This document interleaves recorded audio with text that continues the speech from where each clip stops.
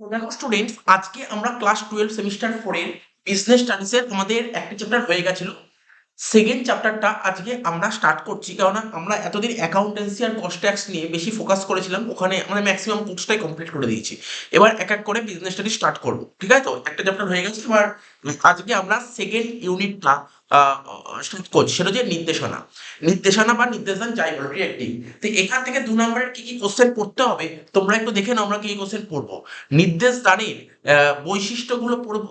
2 number দিলে দুটো বৈশিষ্ট্য, 4 নাম্বার দিলে 4 নাম্বার তো নেই তোমার, 5 নাম্বার দিলে 5টা বৈশিষ্ট্য পড়বে, ঠিক আছে?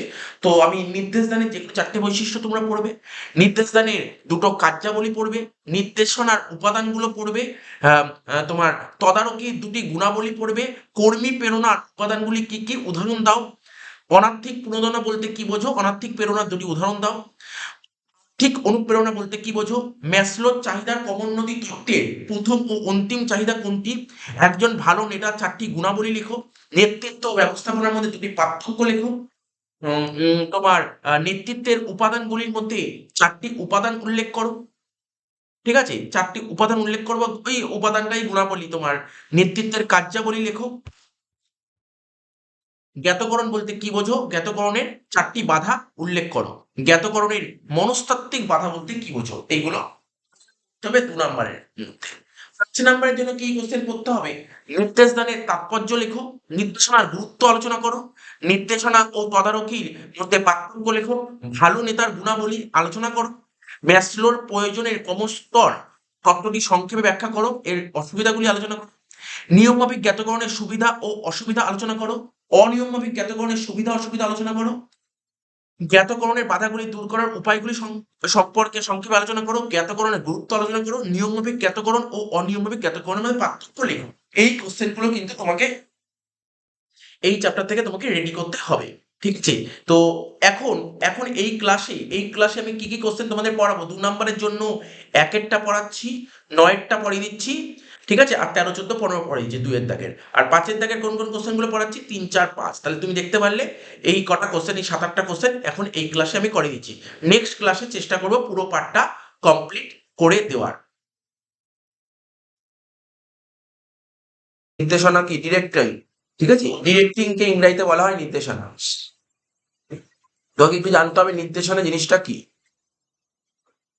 ডিরেকশন আমরা তো এমনি পটস্কট পড়েছি, লুথার গালিক বলেছিল পটস্কট কথাটার কথা কি বলে, লুথার গালিক ওই পটস্কটের মধ্যে ডি লেখা ছিল, তাই না? POD, ঠিক আছে? POD, P for planning, O for organization, D for directive. তার মানে কোনো একটা ভালো কাজ, কোম্পানিতে ভালো কাজ বা ম্যানেজমেন্টের ভালো কাজ সম্পন্ন হতে গেলে কি করতে, ডিরেক্টিং তো একটা পার্ট, ঠিক আছে? তো তো বলছে কি, ডিরেক্টিং বলতে কি বোঝায়?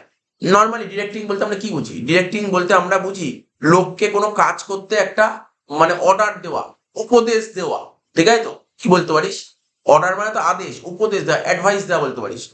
মানে কিভাবে তোমাকে কাজটা করতে হবে এই সম্পর্কে একটা অ্যাডভাইস দেওয়া, এটাই হচ্ছে ডিরেক্টিং। বলছে নির্দেশ দান বলতে লোকেদের কাজ করতে উপদেশ দেওয়া।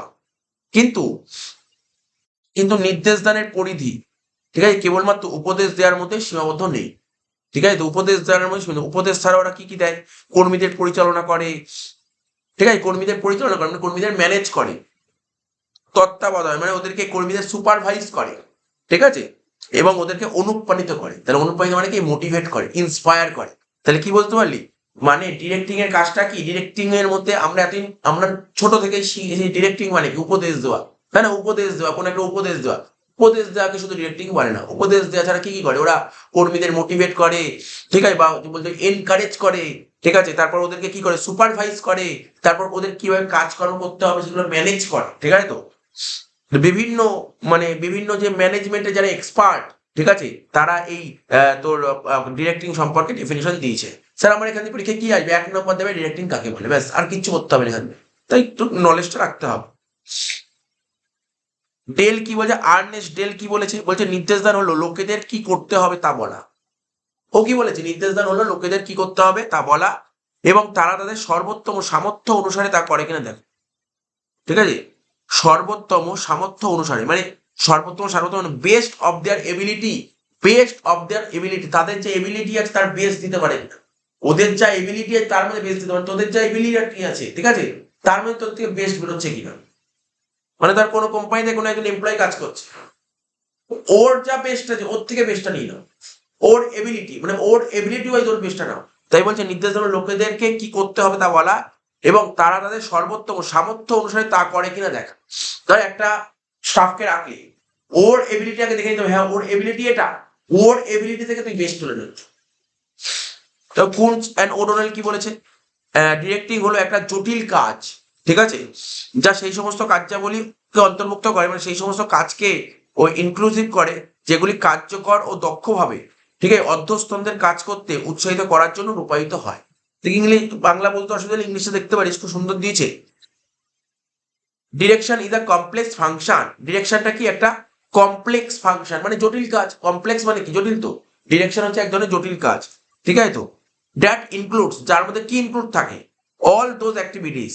ডিরেকশন হচ্ছে এমন একটা জটিল কাজ যার মধ্যে ইনক্লুড থাকে, কি ইনক্লুড থাকে, বিভিন্ন ধরনের অ্যাক্টিভিটিস, বিভিন্ন ধরনের অ্যাক্টিভিটি, বিভিন্ন ধরনের কাজ, ঠিক আছে, হুইচ আর ডিজাইন, ঠিক আছে, which are design to encourage, ঠিক আছে, যেটা কিনা ডিজাইন করে কিসের কিসের জন্য, এনকারেজ করার জন্য। কি এনকারেজ করবে, সাবঅর্ডিনেট টু ওয়ার্ক, সাবঅর্ডিনেট মানে বুঝিস অধ্যস্তর, ঠিক আছে, সাবঅর্ডিনেট মানে অধ্যস্তর, ঠিক আছে, অধ্যস্তর টু ওয়ার্ক এফিসিয়েন্টলি, ওরা কাজটা কি করে এফিসিয়েন্ট ভাবে করতে পারবে, এফেক্টিভ এবং এফিসিয়েন্ট ভাবে করতে পারবে, সেটাই দেখে। এটাই কোন জন্য বলেছে, বলেছে কার্যকর ও দক্ষ হবে। কার্যকরকে ইংরেজি বলে এফেক্টিভ, আর দক্ষ হবে মানে এফিসিয়েন্ট, ঠিক আছে। ইংলিশ টার্মগুলো খুব ইজি, ঠিক আছে। আর অধ্যস্থান মানে কি, মানে সাবঅর্ডিনেট, ঠিক আছে, সাবঅর্ডিনেট। তাহলে বুঝতে পারলি নিশ্চয়ই, এমনি বুঝে গেলি ইংলিশ, দেখ বাংলা ইংলিশ ম্যাচ করলে মনে থেকে যাবে। তারপর স্যার এতগুলো যেগুলো একজনটা বললেই হবে, তো এখানে বলছে, আমি বুঝিয়ে দিচ্ছি। মার্শাল ই ডিমক কি বলেছে, ডিরেক্টিং হলো ব্যবস্থাপনার হৃদয় স্বরূপ, ব্যবস্থাপনার হৃদয় স্বরূপ, যার কাজ হলো কর্তব্য নির্দিষ্ট করা, আদেশ দেওয়া ও চিরগতিশীল নেতৃত্ব দেওয়া। ইংলিশ দেখে নিতে পারিস, অসুবিধা নেই। Direction is the heart of management, ডিরেকশনটা কি, ম্যানেজমেন্টের একটা হার্ট। হোস ফাংশন, ঠিক আছে, is to fix up duty, to order and to provide dynamic leadership, ঠিক আছে। তো এই বলেছে। আর এই সমস্ত উপরে আলোচনা থেকে তুই কি বুঝতে পারলি, ঠিক আছে। তো নির্দেশ দান মানে ডিরেক্টিং হলো একটা ব্যবস্থাপনাগত কাজ, ঠিক আছে, ডিরেকশন হলো একটা ব্যবস্থাপনাগত কাজ যার মাধ্যমে সাংগঠনিক লক্ষ্য পূরণের উদ্দেশ্যে অধ্যস্তদের কাজ করার জন্য উপদেশ দেওয়া হয়, পরিচালনা করা হয়, অনুপ্রাণিত করা হয়, তাদের কাজে তত্ত্বাবধান করা। দেখ এই এতগুলো পড়লাম, তখন যেই সংজ্ঞাটা খুব ভালো লেগেছে সেটাই পড়ি, যেটা মনে রাখতে হবে সেটাই লিখবি। যেমন দেখ আমার মতে বলে আর্নেস্ট ডেল তো খুব ইজি লিখেছে, ও তো কোন পড়েই লিখে লিখবি যে নির্দেশদান কাকে বলে, তুই লিখবি আর্নেস্ট ডেলের মধ্যে নির্দেশদান হলো, ব্যাস হয়ে গেল। আর্নেস্ট ডেলের মধ্যে নির্দেশদান হলো লোকেদের কি করতে হবে বলা, তাদের বলে তারা তাদের সর্বোত্তম ভাবে, সর্বোত্তম সামর্থ্য অনুসারে তা করে কিনা সেটা দেখ।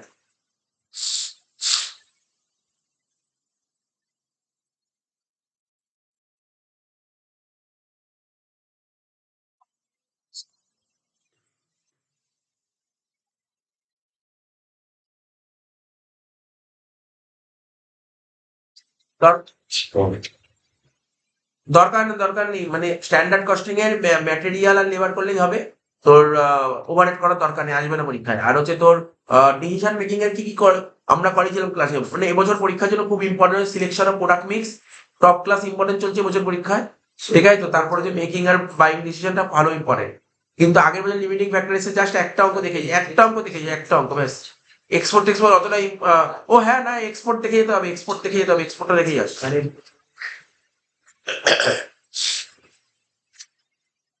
আচ্ছা দেখ এটা হয়ে গেল, নির্দেশদান হয়ে গেল, তাহলে আমরা মোটামুটি বললাম। এবার পড়বো কি নির্দেশদানের বৈশিষ্ট্য, তাহলে বুঝতে পারলি। দেখ নির্দেশদান থেকে কি দেবে, ও দেবে 4 নম্বর দেবে নির্দেশদান কাকে বলে, ও তোকে 1 নম্বরই দেবে। তো 1 নম্বর মানে এসে কিউ, এক লাইনে লিখতে হয়, তুই যে ভাষাটা লিখবি ওটা যেন বুঝতে পারে, মানে এমন ভাষায় লিখিস না ওরা বুঝতে পারো না, তুই মুখস্থ করে এমন কিছু লিখলি ওরা বুঝতে পারলো না, নাম্বার দেবে না। 1 নম্বরে ভুল হলেই 0 বসিয়ে দেবে, এটা নিয়ম, কিন্তু একে ভুল হলেই কোনো কোনো হাফ ঠাপ নেই, ভুল হলেই 0 বসিয়ে দেবে। সুতরাং তোকে পারফেক্ট লিখতে হবে, তুই মুখস্থ করেছিস মুখস্থ, এই জন্য ভালো করে পড়তে হবে, ঠিক আছে। তো তোদের টার্গেট করতে হবে কি, যে 36 মার্কস আছে না, 36 এ কভার করা, 36 তোলা যায়, ওই দিকে ফোকাস করতে হবে। আচ্ছা নির্দেশদানের বৈশিষ্ট্য পড়বো, ফিচার্স অফ ডিরেক্টিং। দেখ ইংলিশ গুলো পড়লে না তো খুব ভালো লাগবে পড়তে। Basis of starting work, basis of কি বলেছে বেসিস অফ স্টার্টিং ওয়ার্ক, কোনো কাজ যে শুরু করবি না তার বেসিস। ডিরেক্টিং কি দেখ, তুই একটা লাইনে পড়ে বুঝতে পারবি ইংলিশটা পড়ে। বলছে তুমি যে কাজটা শুরু করে স্টার্ট করবে তার বেসই হচ্ছে ডিরেক্টিং, বেস।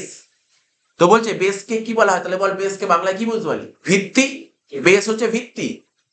বলছে ডিরেক্টিং হলো কাজ করার ভিত্তি, কাজ শুরু করার ভিত্তি। তাহলে কি বুঝতে পারলি? স্যার বুঝতে পারলাম ডিরেকশন হলো কোনো ওয়ার্ক স্টার্ট করার বেস। তাই তো লিখেছে ওরা, কোনো ওয়ার্ক স্টার্ট করার বেসই হচ্ছে ডিরেক্টিং। কারণ কেবলমাত্র যখন অধ্যস্তন মানে কি বলে ইংরেজিটা?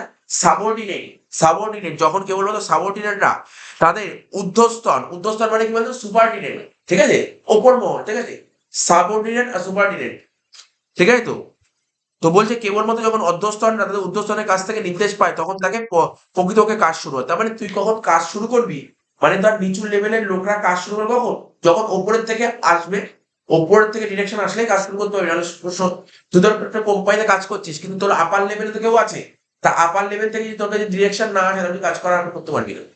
বেশ হয়ে গেল, এক লাইনে লেখা। বৈশিষ্ট্য 4 নাম্বার, 4টে পয়েন্ট মানে 5টা পয়েন্ট লিখবি তুই, ঠিক আছে। তো ব্যবস্থাপনাগত কাজ মানে ম্যানেজেরিয়াল ফাংশন। তাহলে এর ম্যানেজেরিয়াল ফাংশনটা কি বলছে? ডিরেকশন হলো ব্যবস্থাপনার একটা গুরুত্বপূর্ণ কাজ, ব্যবস্থাপনার একটা গুরুত্বপূর্ণ কাজ। তাহলে এটা তো বুঝেই গেলি, কারণ আমি তোকে কি বলেছিলাম কিছুক্ষণ আগেই বলছিলাম, শুরুতেই বলছিলাম স্কট কথাটা বলেছিলাম, বা হেনরি ফিয়ার ব্যবস্থাপনার কাজের কথা বলেছিলাম, জানিস তো কি কি কাজের কথা বলেছিলাম? তার মধ্যে তো ডিরেকশন আছে, তাহলে বলতে পারি ব্যবস্থাপনার কাজ ডিরেকশন। তা বলছে নির্দেশদান হলো ব্যবস্থাপনার একটা কাজ, বা বলতে নির্দেশদান হলো ব্যবস্থাপনার একটা কার্যাবলী, ঠিক আছে, গুরুত্বপূর্ণ কার্যাবলী। এই কাজের মাধ্যমে ব্যবস্থাপকরা দক্ষ ও কার্যকর ভাবে, তাহলে এই কাজের মাধ্যমে ব্যবস্থাপকরা মানে ম্যানেজমেন্ট মানে যারা ম্যানেজাররা কি করে? দক্ষ মানে কি বল? এফিশিয়েন্ট আর কার্যকর ভাবে মানে এফেক্টিভ ভাবে, এফিশিয়েন্ট অ্যান্ড এফেক্টিভ ভাবে কাজ করতে অর্থস্তন্ত্রের পরিচালনা করেন, মানে সাবঅর্ডিনেট, ঠিক আছে, সাবঅর্ডিনেটের পরিচালনা করেন এবং ওদের উৎসাহ দেন। এটাই তো ব্যবস্থাপনার কাজ। মানে কোম্পানি যে সমস্ত ম্যানেজাররা আছে, ম্যানেজাররা কি করে ওদেরকে হ্যান্ডেল করবে যাতে ওদের থেকে ভালো করে কাজ নেওয়া যায়, এফেক্টিভ এফিসিয়েন্টলি ভাবে। তাহলে ওরা কি করে? ওরা অর্ধস্তরদের ওইভাবে সেভাবে ম্যানেজ করে, এনকারেজ করে, মোটিভেট করে, ইন্সপায়ার করে। তারপর কি বলছে? অল পারভাসিভ ফাংশন মানে পারভাসিভ মানে কিছুই না রে, পারভাসিভ মানে হলো মানে অল পারভাসিভ মানে সর্বব্যাপী, অল পারভাসিভ মানে সর্বব্যাপী, সব জায়গায় সর্বব্যাপী। বলছে ডিরেক্টিংটা কি? ডিরেক্টিং হলো ব্যবস্থাপনার একটা সর্বব্যাপী কাজ, কারণ অর্ধস্তম্ভের পরিচালনা করবার জন্য সমস্ত স্তরের ব্যবস্থাপকদের এই কাজ সম্পন্ন করতে হয়। দেখি একই কথা দেখি ঘুরে ফিরে একটা লাইন বারবার আসছে, অর্ধস্তর অর্ধস্তর অর্ধস্তর আর ঊর্ধ্বস্তর, এই কথাটা বারবার তোকে লিখতে হবে এই কথাগুলো। তাহলে কি বলছে? বলছে যে ডিরেক্টিং হলো ব্যবস্থাপনার একটা সর্বব্যাপী কাজ। ওই একই কথা দেখ আবার সর্বব্যাপী কাজ। আগেরটা ছিল গুরুত্বপূর্ণ কার্যাবলী, এবার সর্বব্যাপী কাজ মানে অল পারভাসিভ, ঠিক আছে, ফাংশনস। তো কি বলছে কেন? কারণটা কি? কারণ সাবঅর্ডিনেটদের পরিচালনা করার জন্য, ভালো করে শোন, সাবঅর্ডিনেট মানে একটু নিচু লেভেলে যারা যারা একদম কোনো ওয়ার্কার কাজ করে ওদেরকে পরিচালনা করার জন্য, ঠিক আছে, সমস্ত স্তর। এবার স্তর কত হয়? ব্যবস্থাপনার 3টে স্তর, একটা উচ্চ স্তর, মধ্য স্তর, নিম্ন স্তর। তো সমস্ত স্তরের ব্যবস্থাপকদের এই কাজ সম্পন্ন করতে, ঠিক আছে। তো বেশ হয়ে গেল। 4 নম্বর পয়েন্ট কি বলেছে? ধারাবাহিক কাজ। তো বলছে ডিরেক্টিং কি একটা কন্টিনিউয়াস ফাংশন, যে এমন না ডিরেক্টিং তার তুই ভাবলি না ডিরেক্টিং আজকে হয়ে গেল না, এই কন্টিনিউ হতে হবে। কি তুই কি একবারই কি এমপ্লয়ীদের ডিরেকশন করবি ওয়ার্কারতে, নাকি বারবার করতে হবে? বারবার করতে হবে, এই একবার করলে হবে? এটা কন্টিনিউয়াস প্রসেস। তো বলছে সাংগঠনিক লক্ষ্য পূরণ করার জন্য, মানে অর্গানাইজেশন যে লক্ষ্য আছে সে পূরণ করার জন্য প্রত্যেক ব্যবস্থাপককে অর্থাৎ প্রতিটা ম্যানেজারকে, ঠিক আছে, তো ধারাবাহিকভাবে ভালো করে শুনবি, অর্ধস্তন্ত্রের পরিচালনা মানে ওদের ম্যানেজ করা, তত্ত্বাবধানকে ইংরেজি বলে সুপারভাইজ করা, অনুপ্রাণিত করা মানে ম্যানেজ করা, ওদেরকে ম্যানেজ করতে হয়, ঠিক আছে। তো তাই নির্দেশ দান হলো তাই তাই নির্দেশ দান হলো ব্যবস্থাপকদের একটা ধারাবাহিক কাজ, ঠিক আছে। তো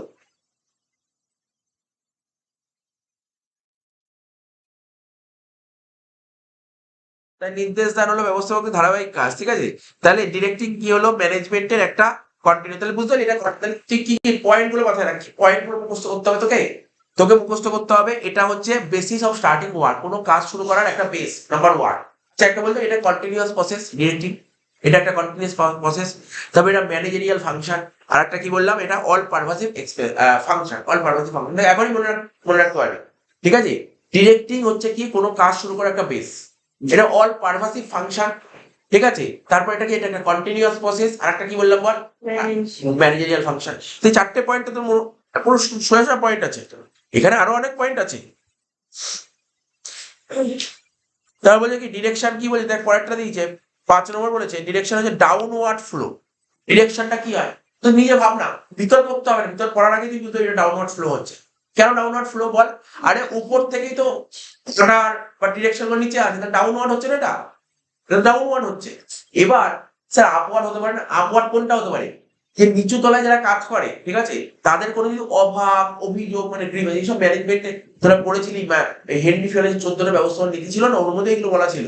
ওই যে ওদের যদি কোনো গ্রিভেন্স থাকে, গ্রিভেন্স মানে বুঝিস তো, ওদের কোনো অভিযোগ, ওদের যদি কোনো অভিযোগ থাকে, কিছু ওদের যদি কোনো ডাউট থাকে, ওরা তখন উপর মহলের কাছে জানতে চায়।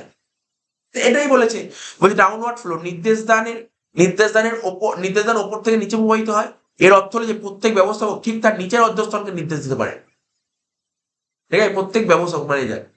দেখ খুব সোজা চ্যাপ্টার, আমি কি বলেছি, ক্লাস 12 এর বিজনেসে হেভি ইন্টারেস্টিং, একবার দুবার রিডিং মারলে লেখা যায়, কিন্তু তার জন্য পড়াশোনা করতে হবে, তার জন্য পড়াশোনা করতে হয়।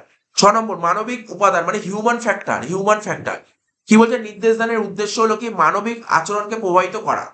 তাহলে ডিরেকশনের মানে একটা মেন অবজেক্টিভ কি জানি, মানবিক আচরণ, মানবিক মানে আমরা মানুষ, মানবিক আচরণকে প্রভাবিত করা, মানে হিউম্যান বিহেভিয়ার, ভালো কথা, হিউম্যান বিহেভিয়ারকে প্রভাবিত করা, যাতে কর্মীরা তাদের সর্বোত্তম প্রচেষ্টা দিয়ে কাজ করতে অনুপ্রাণিত হয়, বুঝেছিস তো?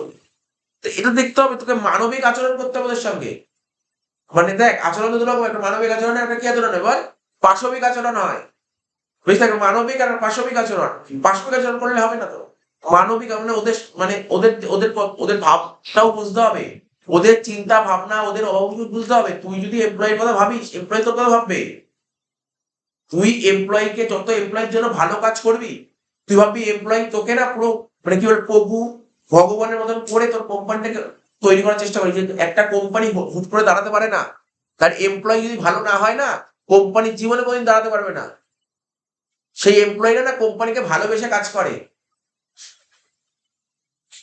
এই যেমন ধর টাটা কোম্পানির কথা যদি ভাবিস, রতন টাটাকে কোম্পানির সমস্ত স্টাফরা মানে ভগবান মনে করে, মানে প্রচুর শ্রদ্ধা করে ওকে।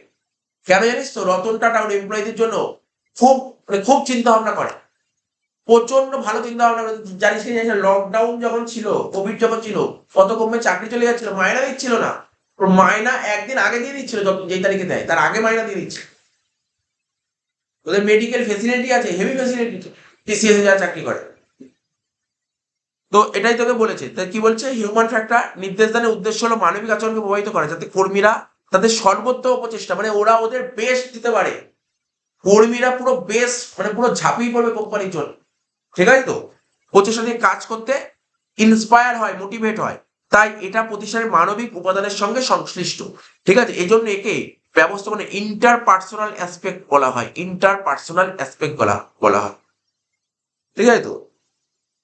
ধর তুই পরীক্ষায় গেছিস, হুট করে পরীক্ষা দিয়ে দিল, এসে কে দিল, বললো মানে মানবিক উপাদান বলতে তুমি কি বুঝো? ফেসার বুঝো না, সূত্র করলে মানবিক উপাদান বলতে কি বুঝো, একটা দিয়েই দিল পরীক্ষায় এসে, মানবিক উপাদান বলতে কি বুঝো, তো তখন তোকে লিখতে হবে। লাস্ট পয়েন্ট বলছে বেসিস অফ সুপারভাইজ মানে তত্ত্বাবধানের ভিত্তি, বলছে নির্দেশদান অনুসারে কাজ সম্পাদিত হচ্ছে কিনা, মানে আমার যে ডিরেকশন আছে সেই অনুযায়ী কাজটা হচ্ছে কিনা সেটা যাচাই করার জন্য অধ্যস্থদের কাজের তত্ত্বাবধান প্রয়োজন। তত্ত্বাবধানকে বুঝতে পারলি কি, সুপারভাইজ করা। ভালো করে শোন, ডিরেকশন অনুযায়ী কাজ হচ্ছে কিনা, অর্থাৎ ওপর মহল থেকে যা ডিরেকশন দিয়েছে নিচের লেভেলে, তাহলে সেই ডিরেকশন ওয়াইজ কাজটা হচ্ছে কি, তার জন্য কি করতে হবে, এটা সুপারভাইজ করতে হবে। ব্যাস, তাই নির্দেশদার হচ্ছে তত্ত্বাবধায়ককে স্বাগত জানায়, তত্ত্বাবধানকে স্বাগত মানে সুপারভাইজ। তাই সব করা পয়েন্টই দিব, দেখ এমন বলতে হয় স্যার ছোট অনেক বড় বড় লেখা, এক লাইন করেই লেখা আছে।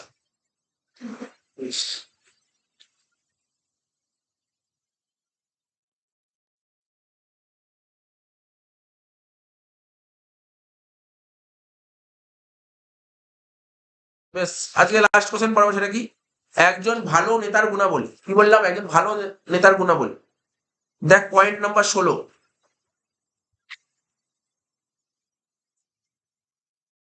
ভালো নেতার গুণাবলী, একজন ভালো নেতার গুণাবলী। এ তো মানে কি বলবো, এটা তো কমন প্রসেস, এমনি লেখা যায়।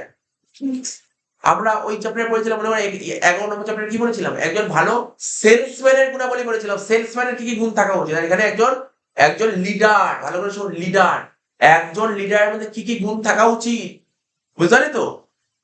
বুঝতে পারছি, লিডার, যে কোনো একজন লিডার হতে গেলে লিডারের মধ্যে কি কি গুণ থাকা উচিত। তো এখানে অনেক পয়েন্ট দিয়েছে লিডারের মধ্যে কি কি গুণ থাকা উচিত। দেখ, সবার প্রথমে বলছে লিডার কাকে বলে, যে ব্যক্তি অনুগামীদের আচরণ প্রভাবিত করে এবং তাদেরকে, মানে মোট কথা যে ব্যক্তি পরিচালনা করে, ঠিক আছে, যে ব্যক্তি অনুগামী, অনুগামী মানে বুঝিস তো, তার ফ্যান ফলোয়ার, বুঝতে পারছিস তো? তো তাদেরকে, তা অনুগামীদের আচরণ প্রভাবিত করেন এবং তাদেরকে পরিচালনা করেন। আর একজন ভালো নেতার মধ্যে কি কিছু কিছু গুণ থাকা উচিত। কি গুণ থাকা উচিত ভালো নেতা হতে গেলে? তার ফিজিক্যাল কোয়ালিটি থাকা দরকার, মানে দৈহিক গুণাবলী যাকে বলে, আমরা ওখানে বলেছিলাম বিক্রয় কর্মীর গুণাবলী কি থাকতো, দৈহিক গুণাবলী। দৈহিক গুণাবলী কি বলে বল? Physical quality.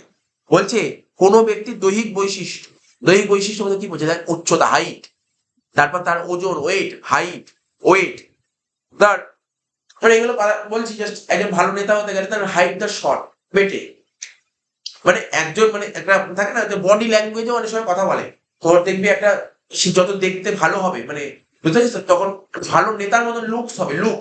বলছে তোমার হাইটটা ভালো হতে হবে, তোমার ওয়েটটা ভালো হতে হবে, রোগা পাতলা না, হাইট ওয়েটটাও ভালো হতে হবে, স্বাস্থ্যবান হতে হবে, হেলদি হতে হবে, হেলদি চেহারা হতে হবে, আর ফিজিক্যাল ফিটনেস থাকতে হবে, ফিজিক্যাল ফিটনেস থাকতে হবে, ঠিক আছে তো?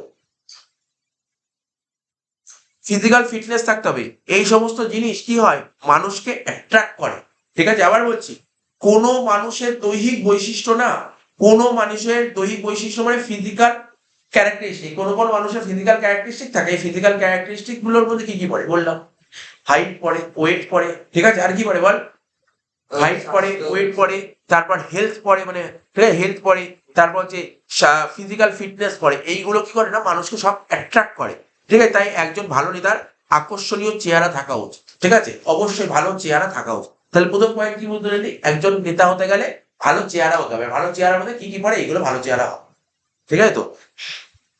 তারপর ইন্টেলিজেন্স, কি বললাম, ইন্টেলিজেন্স মানে বুদ্ধি, বুদ্ধিমান, মানে বুদ্ধিমত্তা এটাকে বলে, এটা হতে হবে। নেতাকে তো সবসময় বুদ্ধিমান হতেই হয়, এটা তো তোরা জানিস, নেতাকে তো বুদ্ধিমান হতেই হবে, নাহলে ও নেতা হলো কি করে, নেতা হবে কি করে, তাই না? বলছে সঠিক দৃষ্টিভঙ্গিতে প্রতিটি সমস্যা পর্যালোচনা করার জন্য একজন নেতার মধ্যে যথেষ্ট বুদ্ধি থাকা দরকার। ধর এমন কিছু সিচুয়েশন চলে আসলো, ঠিক আছে, মানে সঠিক দৃষ্টিভঙ্গিতে, মানে এমন কিছু সমস্যা আমাকে চলে আসছে, প্রবলেম চলে আসছে, ওইগুলোকে ভালো করে পর্যালোচনা করতে হবে, শর্ট আউট করতে হবে, তার জন্য নেতার কিন্তু একটা ভালো বুদ্ধি থাকা উচিত। জ্ঞান, নলেজ, যদি এখন সেরকম কিছু থাকে না। আচ্ছা, এখানে নেতা বলতে কোন নেতার কথা বলছিস? পলিটিক্স এর নেতার কথা, সে হলো বিজনেস এর নেতা, পলিটিক্স এর নেতাও এর মধ্যেই চলে আসতে পারে, একই এক্সাম্পল হতে পারে, কিন্তু বাদ দে না, বাদ দে না, এখন কোন পলিটিক্স এর ভালো স্বাস্থ্য থাকে, তাই না? তো মোটা পলিটিক্স আছে, তো যাই হোক, ওটা যাচ্ছে না, আর বুদ্ধিমান ও, এমন তো কোন পলিটিক্স আছে 4 পাস নেতা হয়ে গেছে, তাই না? তো সেটা নিয়ে আমি বলছি না, তো ওই দিক দিয়ে বলছি না। জ্ঞান, নলেজ, নলেজ কার আছে, কোন পলিটিক্স সেরকম নলেজ আছে, নলেজ, ঠিক আছে তো?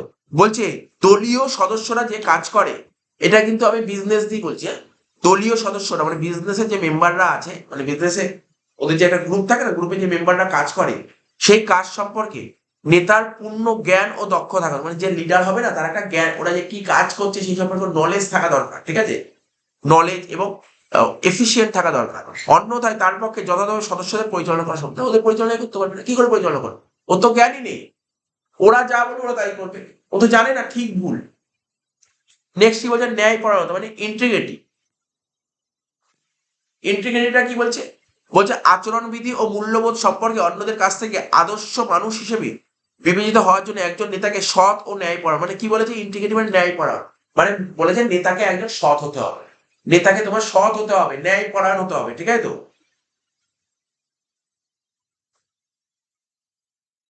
তারপর হচ্ছে কমিউনিকেশন স্কিল, একজন লিডারের না কমিউনিকেশন স্কিল ভালো থাকা উচিত। বলছে নেতা যা বলতে চান, নেতা মানে লিডার যা বলতে চান সেটা শর্টে বলতে হবে, সংক্ষিপ্ত বলতে হবে এবং সুস্পষ্ট হবে, কি বললাম, সংক্ষিপ্ত এবং সুস্পষ্ট মানে পরিষ্কার হয়ে যেন বুঝতে পারে। এমন ভাবে বললো নেতা যারা কাজ করে তারা কিছুই বুঝতে পারলো, তাহলে তো হবে না। সংক্ষিপ্ত ভাবে বলতে হবে, সুস্পষ্ট ভাবে বলতে হবে, লোকেদেরকে বোঝানোর জন্য উত্তম জ্ঞাতকরণ দক্ষ থাকা উচিত। মানে ভালো কমিউনিকেশন, ভালো কমিউনিকেশন থাকা। কমিউনিকেশন বুঝতে পারছিস তো? ধর আমি তোকে পড়াচ্ছি, যদি কমিউনিকেশন ভালো না, তো একটা জিনিসটাকে, কোন একটা পুরো বড় টপিকটাকে খুব ছোট করে বলবো, খুব ভালোভাবে বলবো যেন তোর মাথার মধ্যে ঢোকে, এবং আমি যে ল্যাঙ্গুয়েজ বলবো সেই ল্যাঙ্গুয়েজটাও যেন তোর মাথার মধ্যে ঢোকে। এটাই বলেছে, জ্ঞাতকরণ দক্ষতা থাকা উচিত। কি হয় কোম্পানি না, বিভিন্ন স্টাফ, বিভিন্ন রকমের এমপ্লয়ি কাজ করে, বিভিন্ন বিভিন্ন ল্যাঙ্গুয়েজ থাকে, যে যেই ল্যাঙ্গুয়েজে পারদর্শী থাকে সেই ল্যাঙ্গুয়েজটা ভালো করে বোঝাতে হবে।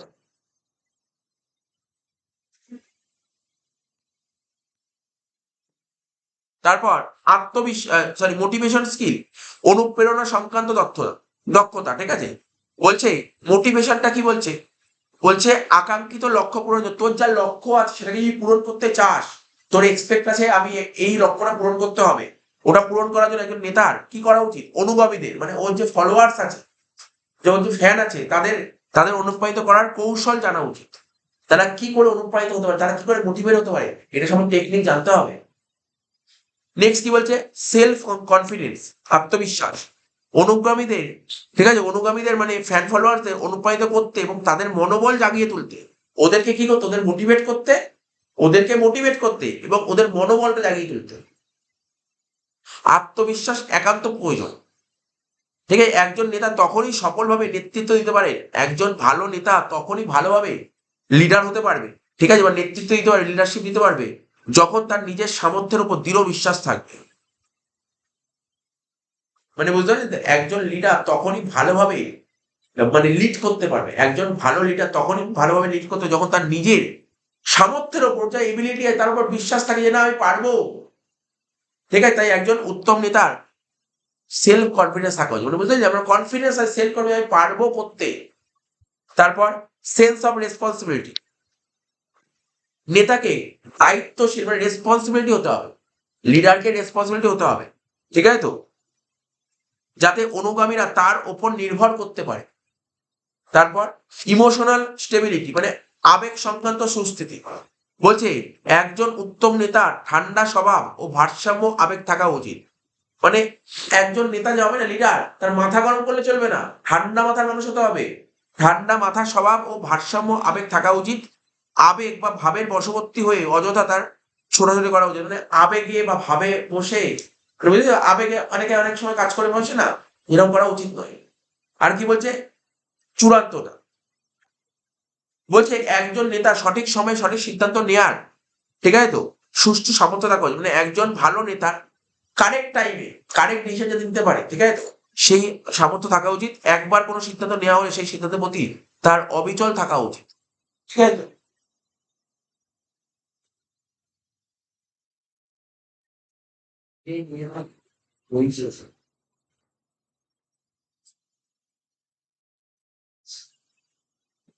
তাহলে মোটামুটি বুঝতে পারলি কি কি বললাম, ভালো নেতার গুণাবলী কি কি থাকা উচিত। আস্তে,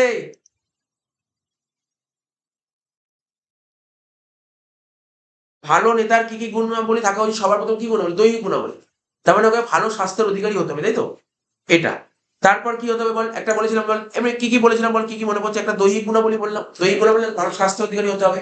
তারপর কি বলেছিলাম বল, কমিউনিকেশন গ্যাপটা ভালো থাকা উচিত, ওর বুদ্ধিমান হতে হবে, মানে মেন পয়েন্ট গুলো মাথায় রাখ, তারপরে নিজে লিখতে পারবি।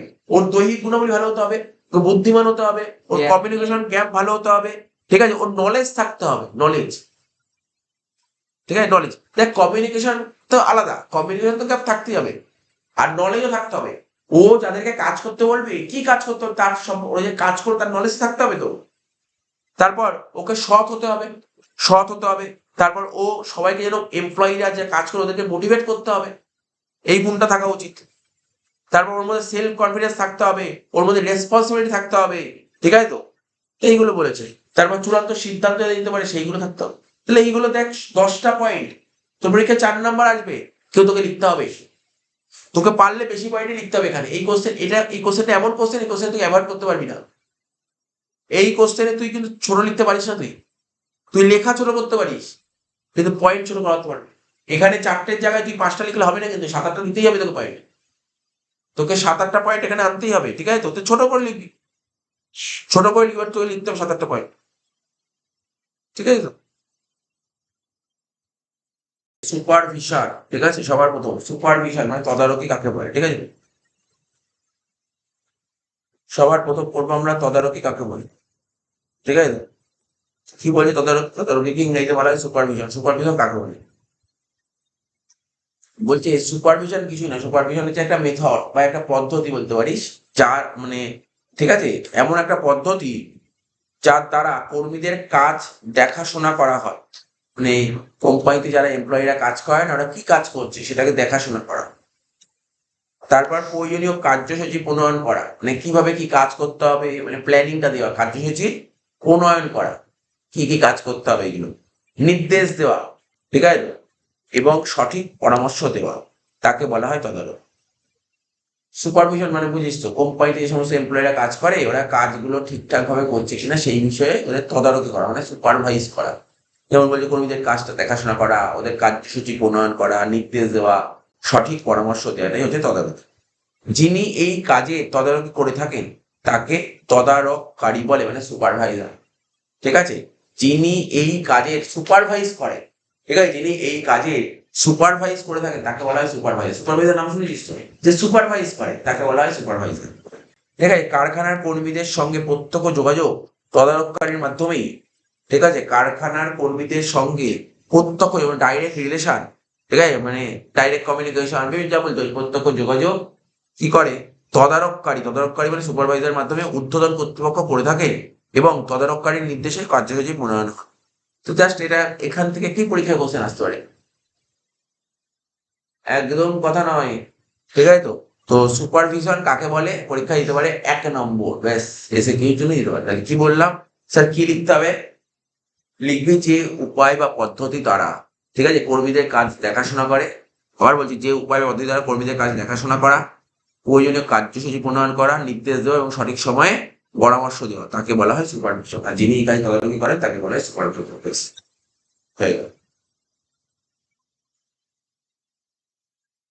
এরপরে যে কোশ্চেনটা পড়বে এটা আমাদের সাজেশনে আছে, সেটা হচ্ছে সুপারভাইজারের কাজ। সুপারভাইজারের, সুপারভিশন বলছি না, সুপারভাইজার কি কি কাজ করে থাকে,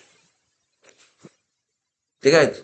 তো সুপারভাইজার কাকে বলে? তাকে লেখা হয় যে ব্যক্তি তার অধ্যস্তনের কাজের তদারকি করার ক্ষমতা থাকে তাকে বলা হয় সুপারভাইজার, ঠিক আছে? যে ব্যক্তি অধ্যস্তন মানে বুঝছো তার নিচের, ঠিক আছে, কাজের তদারকি করার, সুপারভাইজ করার ক্ষমতা থাকে তাকে বলা হয় সুপারভাইজার। প্রথমে কি সুপারভাইজারের কাজ কি? ফার্স্ট কাজ হচ্ছে প্রিপারেশন অফ ওয়ার্ক শিডিউল। তাহলে ওয়ার্ক শিডিউলটা প্রিপেয়ার করা, কি বললাম? ওয়ার্ক শিডিউল প্রিপেয়ার করা, কি বললাম বুঝতে পারি তো?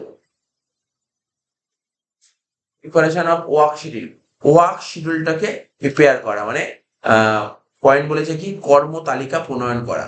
বলছি তত্ত্বাবধায়ক, দেখ ইংলিশ, বাংলার ইংলিশ গুলো বুঝিস। তত্ত্বাবধায়ক মানে সুপারভাইজার, ঠিক আছে? সুপারভাইজার সুষ্ঠু ও সুস্থির কর্মবাহের জন্য কর্ম তালিকা প্রণয়ন করে থাকে। তাহলে সুপারভাইজার যাতে কোম্পানিতে যাতে ভালো মতন কাজ হয়, কাজের ফ্লো যাতে ভালো মতন হয়, তার জন্য কি করে ও একটা ওয়ার্ক শিডিউল তৈরি করে ফেলে, ঠিক আছে তো? সুষ্ঠু ও সুষ্ঠির কর্মপ্রবাহ বজায় রাখা, মানে কাজের ফ্লো যাতে ভালো মতন হয় তার জন্য কি করে তিনি শ্রমিকদের সামর্থ্য অনুযায়ী তাদের মধ্যে কাজ বন্টন করে, যেটা আমি বারবার একই কথা বলেছি, সেটা হচ্ছে ওয়ার্ক শিডিউল।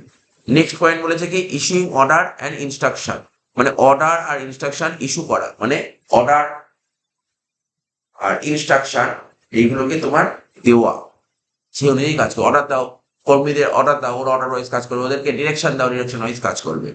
বলছে সুপারভাইজার, ঠিক আছে, কার্যটা সম্পাদনের জন্য, কার্যটা ফুলফিল করার জন্য শ্রমিকদের আদেশ ও নির্দেশ দেয়, ঠিক আছে, অর্ডার তারপর ইনস্ট্রাকশন এইগুলো দিয়ে থাকে।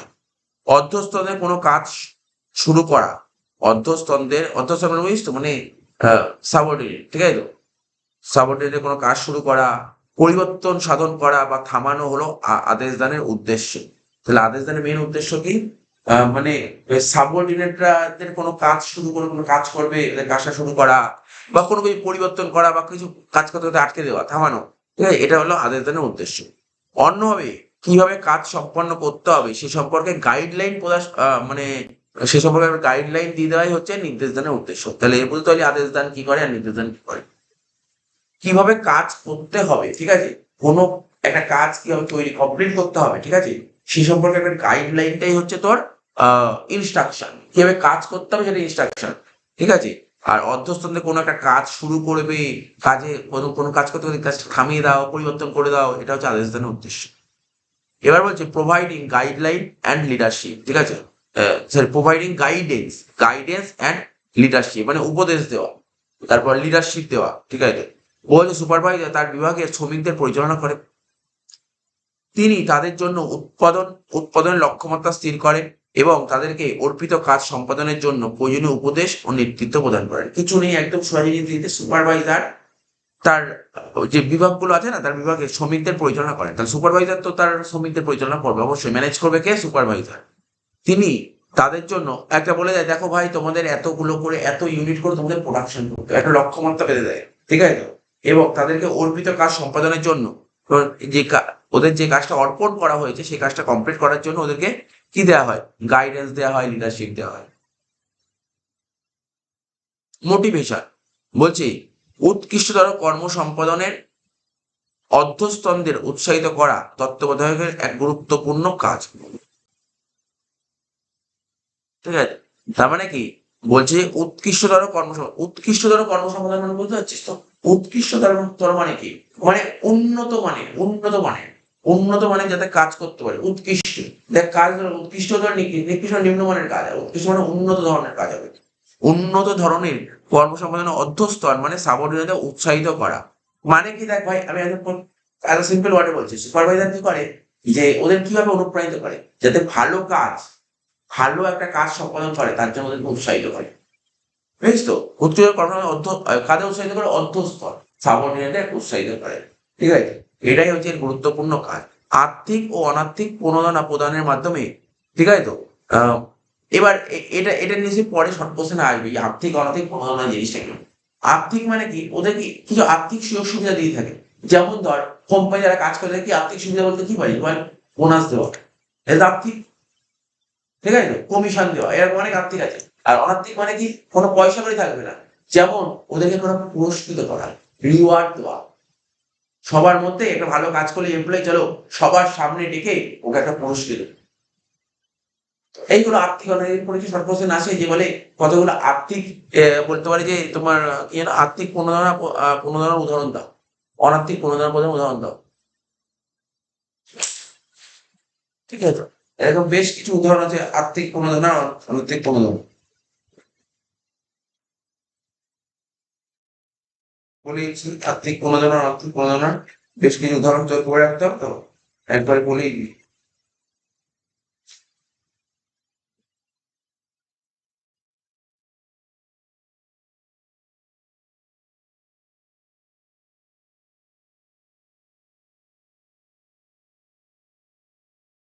যেমন এখানে বলেছে অনার্থিক প্রণোদনা বা অনার্থিক উৎসাহ, বলছে কি বলছে ব্যাপারটা?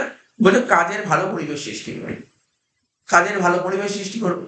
তারপর কি মানে এই পয়েন্টটা বলেছে কাজের ভালো পরিবেশ সৃষ্টি করা। তো এরকমই বেশ কিছু পয়েন্ট আছে।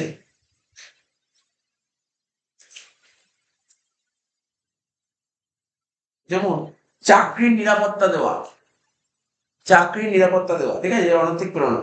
তো শ্রমিকদের কাজ করার স্থানের সুগন্ধ, যেমন কাজের ভালো পরিবেশ, তারপর শ্রমিকদের নিরাপত্তা, এগুলোতে বলতে পারছি। হুম,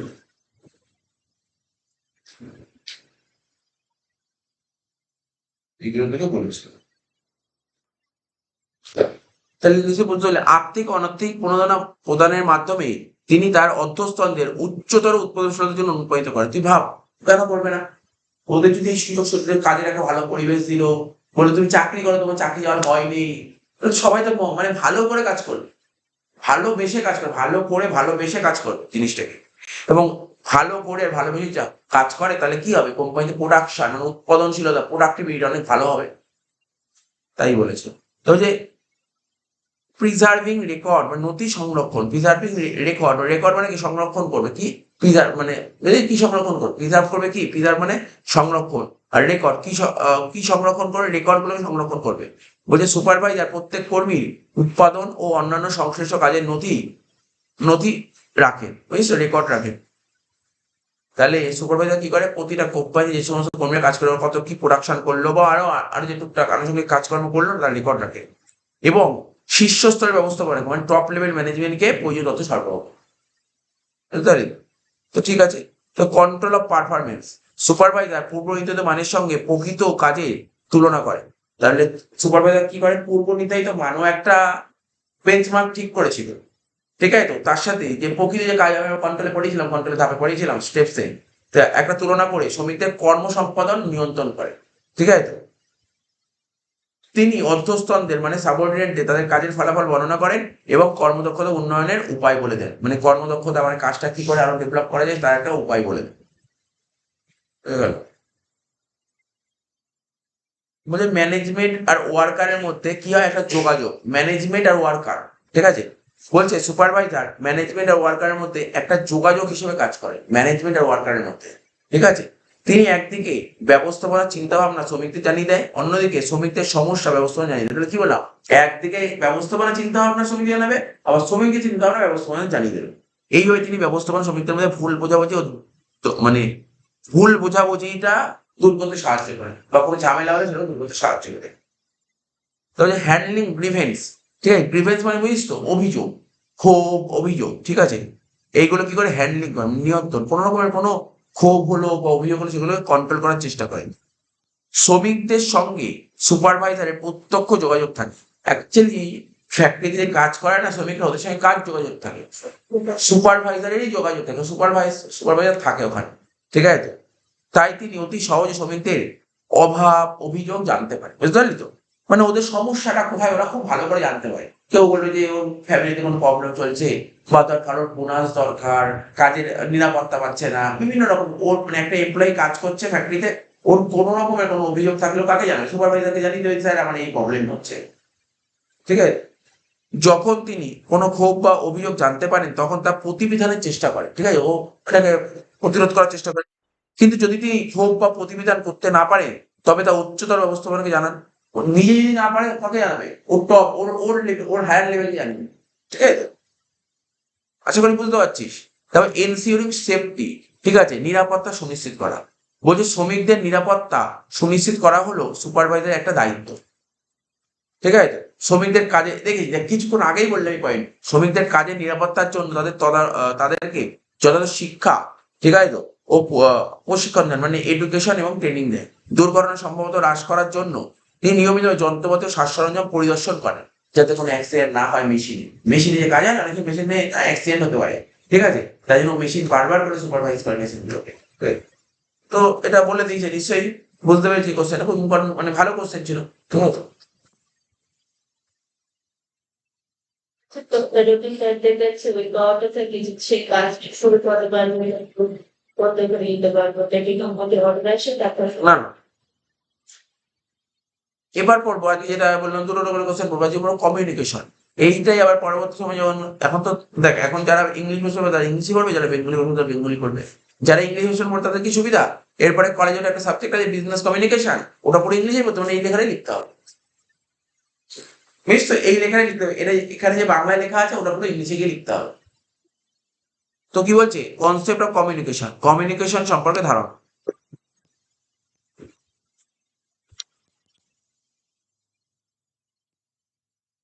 তো কমিউনিকেশনের বাংলাটা শুনতে কেমন লাগে, জ্ঞাতকরণ, জ্ঞাতকরণ কাকে বলে, এমনি কমিউনিকেশন বুঝিস তো?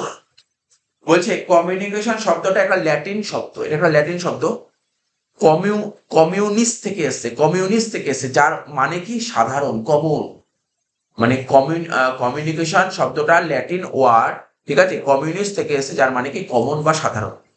এটা হলো একটা সাধারণ পদ্ধতি যার মাধ্যমে দুই বা ততোধিক ব্যক্তি নিজেদের মধ্যে ধারণা ও তথ্য বিনিময় করে, ঠিক আছে? কমিউনিকেশনটা কি হলো, কমিউনিকেশন হচ্ছে একটা পদ্ধতি যার মাধ্যমে দুই বা ততোধিক ব্যক্তি নিজেদের মধ্যে ধারণা ও তথ্য বিনিময় করে। তুমি কমিউনিকেশন বুঝতে পারছিস, এই লাইনটা মানে বোঝার চেষ্টা কর, কমিউনিকেশন মানে বলছে কমিউনিকেশন হচ্ছে একটা পদ্ধতি, কিছুই না, একটা সাধারণ পদ্ধতি যার মাধ্যমে দুই বা ততোধিক দুজন বা তার বেশি ব্যক্তি নিজেদের মধ্যে যে ধারণা আছে, কনসেপ্ট আছে বা ডেটা আছে, ঠিক আছে, তথ্য আছে, সেগুলোকে বিনিময় করে। কমিউনিকেশন সংজ্ঞাগুলো কি বলেছে, এক একজন এক একটা মত বলেছে, বা আমি সবার মতটা তোরা একবার দেখে নিস, বলার কিছু নেই। লাস্ট সংক্ষেপে কি বলা যায়, জ্ঞাতকরণ হলো একটা দুই বা ততোধিক ব্যক্তির মধ্যে তথ্য সংবাদ আদান প্রদানের প্রক্রিয়া। এর ইংলিশটা খুব বেশি ভালো লাগে, এর ইংলিশ গুলো পড়তে। বলছে communication is an exchange of fact. Communication কি করে? এক্সচেঞ্জ করে। এক্সচেঞ্জ মানে আদান প্রদান করে। কি আদান প্রদান করে? ফ্যাক্ট আদান প্রদান করে, আইডিয়া আর ওপিনিয়ন, ইমোশন। তাহলে কি বললাম যে কমিউনিকেশন জিনিসটা কি স্যার? কমিউনিকেশন এক্সচেঞ্জ করে। কি এক্সচেঞ্জ করে? Fact, idea, emotion. Fact, idea, emotion, opinion. কাদের মধ্যে? দুজন বা তার বেশি পার্সন। বাস শুনে নীতি হয়ে গেল। দেখ ইংলিশটা কত শুনতে নীতি লাগলো না ব্যাপারটা? দেখ দেখ কমিউনিকেশন হচ্ছে ইজ অ্যান এক্সচেঞ্জ। কমিউনিকেশন কি করে? এক্সচেঞ্জ করে। কি এক্সচেঞ্জ করে? ফ্যাক্ট এক্সচেঞ্জ করে, আইডিয়া এক্সচেঞ্জ করে, ওপিনিয়ন এক্সচেঞ্জ করে, ঠিক আছে তো? তারপর ইমোশন এক্সচেঞ্জ করে, ঠিক আছে? কি দুজন বা তার বেশি পার্সন।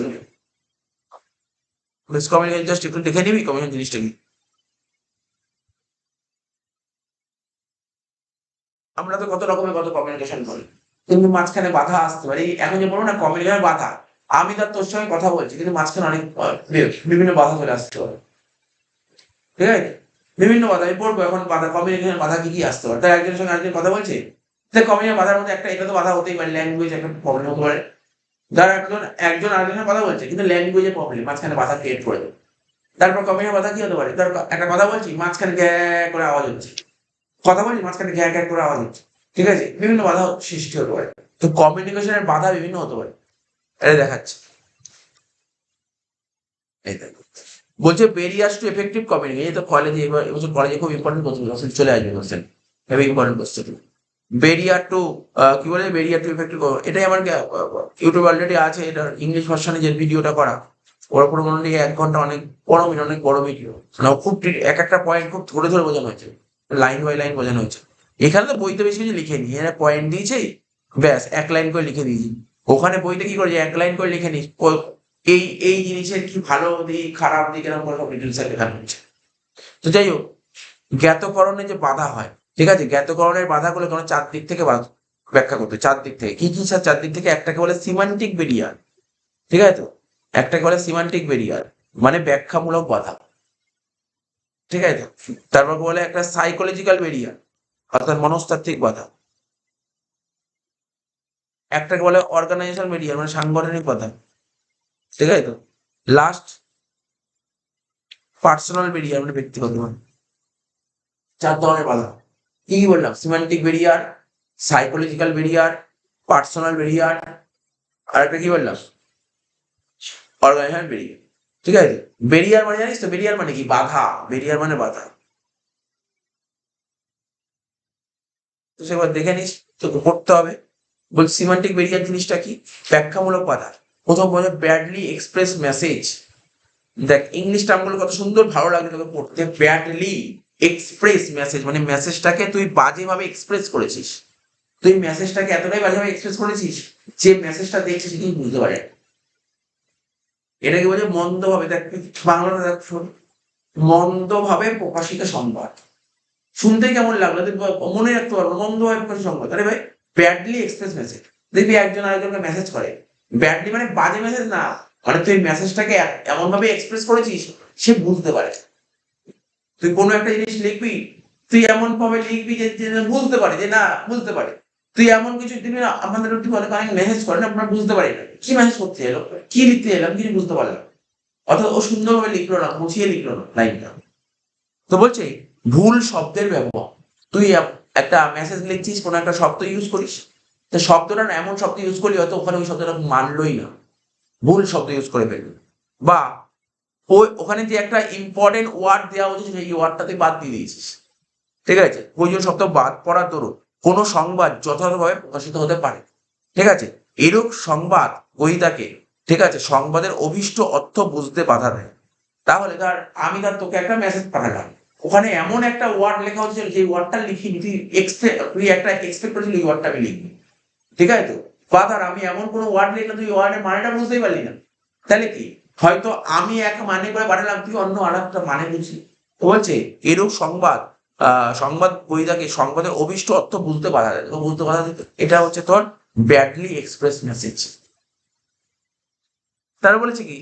বলছে different meaning of the same word মানে একই ওয়ার্ডের বিভিন্ন বিভিন্ন মানে হতে পারে, এক ওয়ার্ডের বিভিন্ন মানে হতে পারে। যেমন একটা শব্দের বিভিন্ন অর্থ থাকতে পারে, যেমন ভ্যালু শব্দটি বিভিন্ন অর্থে ব্যবহৃত, আমি ভ্যালু বলে একটা ওয়ার্ড, ভ্যালু বিভিন্ন অর্থে ব্যবহৃত হতে পারে। তাহলে যেমন the value of this book, এই বইটার ভ্যালু হচ্ছে 180 টাকা।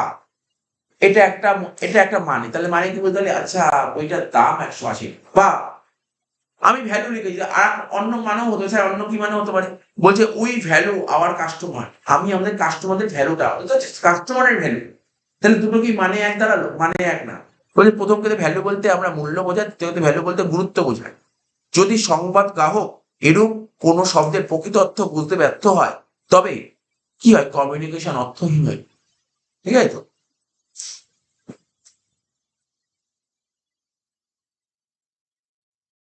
এই বইয়ে যে লেখাগুলো আছে, লেখাগুলো পড়ে শুধু বুঝতে পারছিস, মাথার মধ্যে পুরো ক্যাচ করতে পারছি ব্যাপারগুলো, কিন্তু অন্য বইতে লেখা আছে মানে ঠিক ভালো বুঝতে পারবি না। হয়তো ছোট লেখা আছে, এটা একটু বড় লেখা, কিন্তু বোঝা যাবে। পরীক্ষায় কিভাবে লিখবি? 16টা না 20টা পয়েন্ট আছে এখানে, চারটে করে, যদি চারটে করেও পয়েন্ট থাকে তাহলে চার চার কত, চারটে করে তো পয়েন্ট নেই, তাহলে আমি বলছি কটা পয়েন্ট, 6টা, এখানে চারটে, 10টা, 10 আর 4, 10 আর 5 15, 15 আর 4 19টা, 19টা পয়েন্ট। এবার তোকে পরীক্ষা কিভাবে লিখতে হবে, লিখবি মানে জ্ঞাতকরণের বাধাগুলিকে আমরা 4 দিক থেকে দেখতে হবে, এটা তোকে লিখতে হবে। লিখে কি লিখতে হবে 4 দিক থেকে, ভালো করে শুনবি। 4 দিক থেকে লিখবি, একটা সিমান্টিক ব্যারিয়ার, একটা সাইকোলজিক্যাল ব্যারিয়ার, একটা অরবিটাল ব্যারিয়ার, একটা পার্সোনাল ব্যারিয়ার। সাইকোলজিক্যাল ব্যারিয়ার মানে পয়েন্টগুলো দিবি। তুই পয়েন্টগুলো যদি দিস না, 2 থেকে 2.5 দিবি, সব কটা পয়েন্ট পয়েন্টগুলো মুখস্থ করবি। তারপর প্রতিটা থেকে দুটো দুটো করে একটু দেখ, কিছু কিছু কোশ্চেন আছে যার একটু বড় অ্যান্সার হয়, মানে এখানে না এমন কিছু কোশ্চেন আছে না, তুই শুধু ওই পেজের উপর অ্যান্সার হয়নি যে আমার 4 নম্বর এতটা পেজ হয়ে গেছে, বেশি হয়ে যায় না, 4 নম্বর 4টে পয়েন্ট লিখতে হবে, সব জায়গায় সব ম্যাচ ম্যাচ করে না। কি বললাম বুঝতে পারি তো? তো কোনো কোনো জায়গায় একটু বেশি লিখতে হবে। মানে এইটা আমি যেটা বললাম এটা লিখলে ফুল মার্কস দেবে, 4 4। মস্তিষ্ক কি এটা সাইকোলজিক্যাল ভ্যারিয়েন্ট থেকে এই পয়েন্ট গুলো, হ্যাঁ, নম্বর লিখবি যে জ্ঞাতকরণের বাধাগুলিকে আমরা 4 দিক থেকে দেখি। একটা লিখবি সিমান্টিক ব্যারিয়ার, ঠিক আছে, তারপর লিখবি psychological barrier, personal barrier. Semantic ব্যারিয়ারের মধ্যে এই পয়েন্টগুলো পড়ছে, ঠিক আছে, সিমান্টিক ব্যারিয়ারের মধ্যে এগুলো অন্তর্ভুক্ত। এর মধ্যে সব সব লিখে নিবি, ফটাফট করে লিখে নি। তারপর সিমান্টিক ব্যারিয়ারে দুটো পয়েন্ট অ্যানালাইজ করবি, সব কলেজে দুটো পয়েন্ট অ্যানালাইজ, ঠিক আছে। অনেকে কি লিখবে, অনেকে এটা লিখবে। এবার দেখ না কার খাতা ভালো, মানে নর্মাল ব্যাপার, এইটা যে লিখবে তাকে ভালো নাম্বার দেবে, নাকি যে লিখলো যে যত করে বাধাগুলো লেখো ও 4টে পয়েন্ট লিখে নিবে, ঠিক আছে, তাহলে তো কত ভালো নাম্বার পাবে না। এটা যে লিখবে তার বেশি নাম্বার হবে, এই জন্য তোকে প্র্যাকটিস করতে হবে লেখা।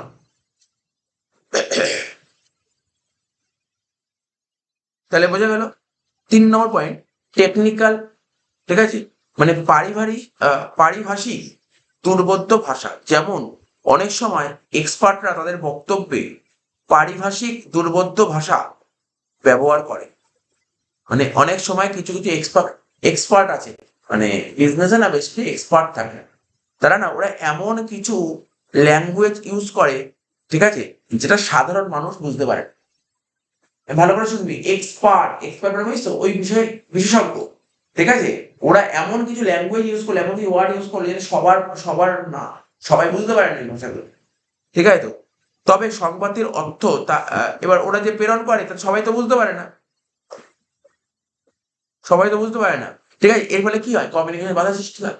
তো কত ইজি লাইক, তুই লিখবি যে এক্সপার্টরা তারা তাদের কথাবার্তার মধ্যে এমন কিছু ভাষা ইউজ করে, ঠিক আছে, হ্যাঁ এমন কিছু ভাষা বলতে পারিস, বা বলতে পারিস সবচেয়ে ভালো টেকনিক্যাল টার্ম, ইংলিশে বলে টেকনিক্যাল টার্ম, এমন কিছু টেকনিক্যাল টার্ম ইউজ করে যেটা সবাই বুঝতে পারে না, ফলে কমিউনিকেশন বাধা সৃষ্টি হয়, ঠিক আছে তো। তো এবার কি বলেছে দেখ, কি কি স্যার কি কি টার্ম ইউজ করে, যেমন ধর আমি বলছি, ধর আমি কথা বলছি, কথা বলতে বলতে বলতে না আমি পড়াচ্ছি, পড়াতে বলতে বলতে টেকনিক্যাল টার্ম একটা ইউজ করে, টেকনিক্যাল ইকুইটি।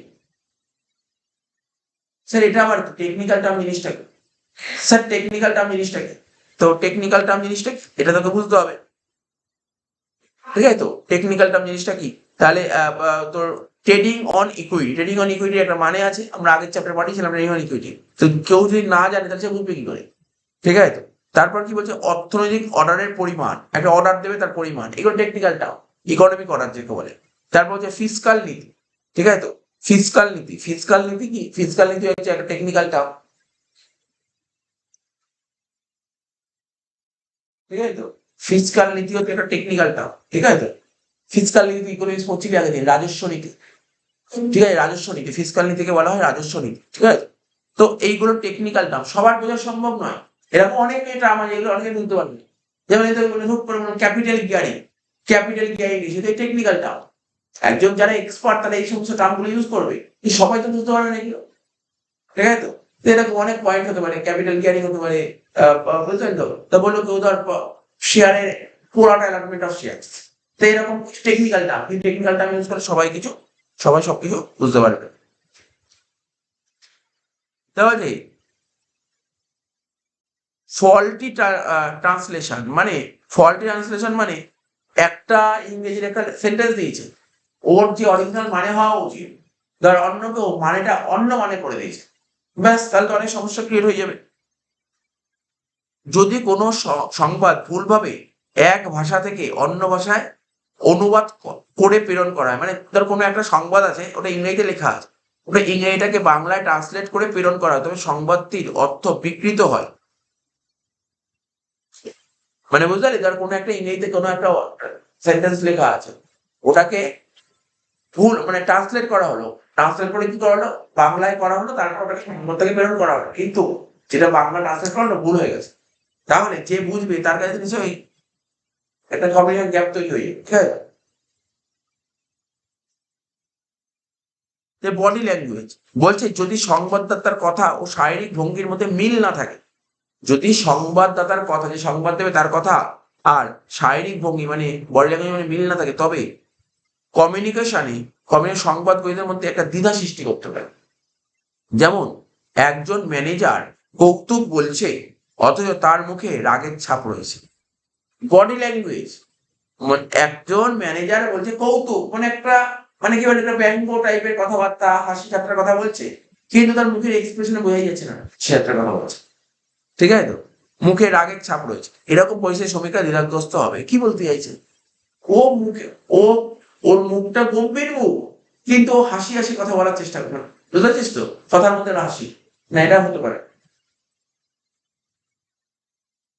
তারা বলছে কি, আনক্লারিফাইড অ্যাজাম্পশন, অস্পষ্ট ধারণা। বলছে একজন কর্মকর্তা তার অধস্তনদের নির্দেশ দিলেন পণ্যের যত্ন নাও, ঠিক আছে, একজন কর্মকর্তা তার যে সাবঅর্ডিনেট তাদেরকে নির্দেশ দিলেন, এই ভাই পণ্যের যত্ন নে, ধরে যাক তিনি এই নির্দেশের মাধ্যমে অধস্তনদের পণ্যের গুণাগুণের যত্ন নিতে বলেছে, ঠিক আছে। তো কিন্তু অতটা মনে করেন যে কর্মকর্তা তাদেরকে পণ্য নিরাপদে রাখার নির্দেশ দিয়েছে, বলে পণ্যের যত্ন নাও। এবার এমপ্লয়িরা কি ভাবছে, যে যারা কাজ করে স্টাফ, ওরা ভাবছে, যে ওয়ার্কাররা ভাবছে যে না, পণ্যের গুণাগুণটার কথা ভাবছে, কোয়ালিটি সম্পর্কে বলছে, কিন্তু হয়তো বলতে যে না, গুণাগুণ না, পণ্যটাকে তুমি যত্ন সহকারে কেয়ারফুলি রাখো। যখন কোনো সংবাদের ধারণা স্পষ্ট করে না, তখন সংবাদ গ্রহীতারা সংবাদে ভুল ধারণা করতে পারে। এবার যে সাইকোলজিক্যাল ব্যারিয়ার কি কি হতে পারে, ল্যাক অফ অ্যাটেনশন, মনোযোগের অভাব। যদি কোনো গ্রাহক সংবাদ ছাড়া অন্য কোনো বিষয় চিন্তায় মগ্ন থাকে, তবে মনোযোগের অভাবের দরুন সে সংবাদের প্রকৃত অর্থ বুঝতে পারে না, ঠিক আছে। বলছে যদি কোনো গ্রাহক, ঠিক আছে, সংবাদ ছাড়া অন্য কোনো মানে অন্য কিছু বিষয়ে চিন্তা ভাবনা করছে, তাহলে এই মনোযোগের অভাবের জন্য সে সংবাদের প্রকৃত মানে বুঝতে পারবে না, তাই মনোযোগের অভাবে হলো এটাও একটা বাধা, ঠিক আছে। তো যে প্রি ম্যাচিওর ইভ্যালুয়েশন, যথাসময়ে পুরো মূল্যায়ন, মানে সময়ের আগেই মূল্যায়ন করে দেওয়া।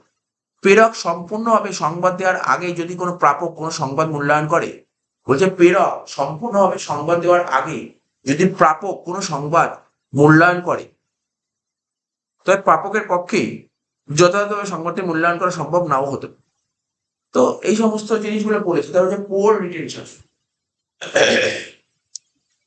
কিছু কিছু লোক হয় যারা দুর্বল ধারণা শক্তির দরুন প্রাপ্য তথ্য দীর্ঘ সময় ধরে মনে রাখতে পারে না, ফলে তারা যথাযথভাবে তথ্য মূল্যায়নে ব্যর্থ হয়, ঠিক আছে। পোর রিটেনশন। তারপর ডিস্ট্রাস্ট, অবিশ্বাস, যখন প্রেরক ও প্রাপক একে অপরকে বিশ্বাস করেন, তখন তারা একে অপরের সংবাদের উপর যথাযথ গুরুত্ব দেয় না, তাই অবিশ্বাস হলো জ্ঞাতকরণ একটা বাধা। বুঝতে পারছিস, এগুলো জাস্ট একবার রিড করে নিবি, সুন্দর করে বুঝতে পারবি, কিছু নেই, আগে কমিউনিকেশন কনসেপ্টটা নিয়ে তুই নিজে ইজিলি লিখতে পারবি। তবে যে অর্গানাইজেশন বেরিয়ার মধ্যে কি কি বলবে, অর্গানাইজেশনাল পলিসি, যদি সাংগঠনিক নীতি মানে অর্গানাইজেশনাল পলিসি কমিউনিকেশনের অবাধ প্রবাহ সমর্থন না করে। বলছে যদি কমিউনিকেশনের যে পলিসিটা আছে, ভালো করে শুনুন, যদি বলছে যে সাংগঠনিক নীতি জ্ঞাতকরণের অবাধ প্রবাহ সমর্থন না করে,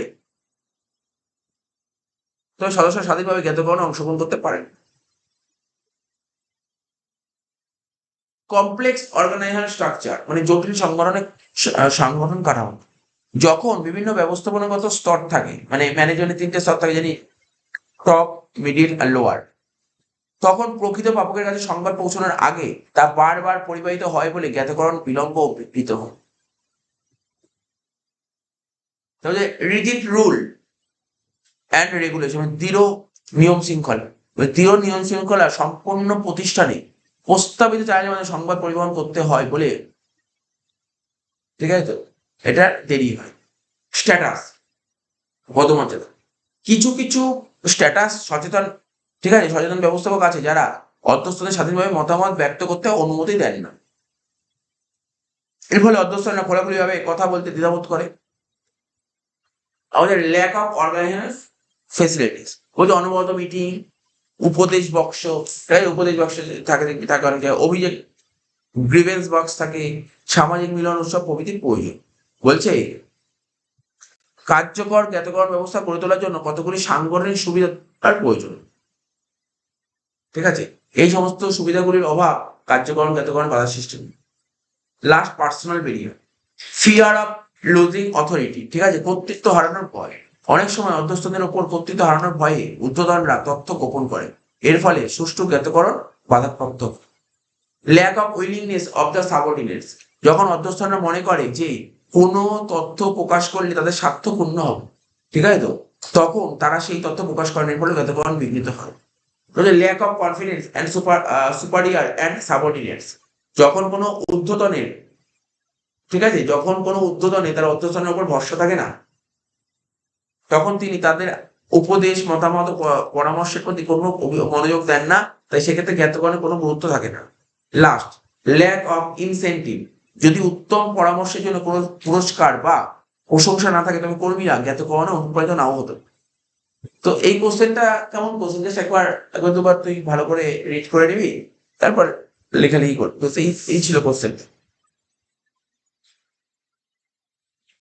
এখন যে কোশ্চেনটা পড়বো সেটা হচ্ছে অনুপ্রেরণা কাকে বলে, ঠিক আছে তো। অনুপ্রেরণাকে ইংরেজিতে বলা হয় হচ্ছে মোটিভেশন। মোটিভেশন তো নাম শুনেইছিস, মোটিভেশন, কোনো কিছু দেখবি কোম্পানিতে যখন কাজ হয়, ওয়ার্কারদের যদি মোটিভেট করা হয়, ওরা খুব ভালো মতন কাজ করে। মোটিভেট করে মানে ইন্সপায়ার করে, ঠিক আছে। বলছে কাম্য লক্ষ্য পূরণের জন্য লোকেদের কাজ করতে উদ্দীপিত করার প্রক্রিয়াই হলো অনুপ্রেরণা। মানে কাম্য লক্ষ্য, মানে তোর যে লক্ষ্যটা আছে সেই লক্ষ্যটা পূরণ করার জন্য লোকদের কাজ করতে উদ্দীপিত করা, মানে ইন্সপায়ার করা, এটাই হচ্ছে অনুপ্রেরণা। এটা হলো একটা মানসিক শক্তি, ঠিক আছে, যা লোকেরা তখনই অর্জন করে যখন তাদের প্রয়োজনগুলি পূরণ হয়। তাহলে অনুপ্রেরণা কি? অনুপ্রেরণা হচ্ছে একটা মানসিক শক্তি, ঠিক আছে, মানসিক শক্তি বলছে যা লোকেরা তখনই অর্জন করে যখন প্রয়োজনগুলি পূরণ হয়। বিখ্যাত মনস্তত্ত্ববিদ আব্রাহাম মাসলো, লোকটার নাম কি? আব্রাহাম মাসলো, লোকেদের প্রয়োজনগুলিকে একটা পর্যায়ে সাজিয়েছে। মানে লোকের কি কি প্রয়োজন, মানে লোকের কি কি প্রয়োজন সেগুলো একটা সিকুয়েন্স সাজিয়েছে। সেগুলো কি? মানুষের প্রথমে প্রয়োজন দৈহিক প্রয়োজন, ঠিক আছে তো, তারপর সামাজিক প্রয়োজন, তারপর নিরাপত্তার প্রয়োজন, তারপর সম্মানের প্রয়োজন, তারপর আত্মবিকাশের প্রয়োজন। 5টা স্টেপে সাজিয়েছে। এরপরে যখন আমরা কোশ্চেনটা পড়বো এটাই পড়বো। আব্রাহাম মাসলো যে কথাটা বলেছে এগুলো ডিটেলসে করতে হবে, ঠিক আছে তো। প্রথমে দৈহিক প্রয়োজন বলেছে, তারপর কিসের প্রয়োজন বলেছে? সামাজিক প্রয়োজন, নিরাপত্তার প্রয়োজন, সম্মানের প্রয়োজন আর আত্মবিকাশের প্রয়োজন। যখন এই প্রয়োজনগুলি পূরণ হয় তখনই কেবলমাত্র তখনই লোকেরা অনুপ্রাণিত হয়। তাহলে লোকেরা কখন অনুপ্রাণিত হবে? ম্যাসলোর মতে, ম্যাসলো বলে কখন অনুপ্রাণিত হয় মানুষ? প্রথমে দৈহিক প্রয়োজন মেটাও, সামাজিক প্রয়োজন মেটাও, নিরাপত্তার প্রয়োজন মেটাও, সম্মানের প্রয়োজন, আত্মবিকাশের প্রয়োজন, এই সমস্ত প্রয়োজন যদি পূরণ হয় তখনই লোকেরা অনুপ্রাণিত হয়। এবার ডব্লিউ.জি. স্কট কি বলেছে অনুপ্রেরণা কাকে বলে? বলে motivation means a process. Motivation হচ্ছে একটা প্রসেস। কিসের process? Of stimulating people to action to accomplish desire goal. Stimulating people to action to accomplish desired goal. বলছে স্কট বলেছে অনুপ্রেরণা হলো আকাঙ্ক্ষিত লক্ষ্য পূরণ, ঠিক আছে, আকাঙ্ক্ষিত লক্ষ্য পূরণের জন্য লোকেদেরকে কাজ করার উদ্বুদ্ধ করার একটা প্রক্রিয়া। মানে তোমার যে লক্ষ্যটা আছে আকাঙ্ক্ষিত, তুমি আকাঙ্ক্ষা করে রেখেছো, আকাঙ্ক্ষিত লক্ষ্য পূরণ করার জন্য ঠিক আছে লোকেদেরকে কাজ করতে উদ্বুদ্ধ করতে, এটাই হচ্ছে অনুপ্রেরণা। ডব্লিউ জি স্কট বলেছে, খুব সোজা কথা বলেছে। কুঞ্জ ওডনেল কি বলেছে? বলছে to motivate is to induce people to act in a desired manner.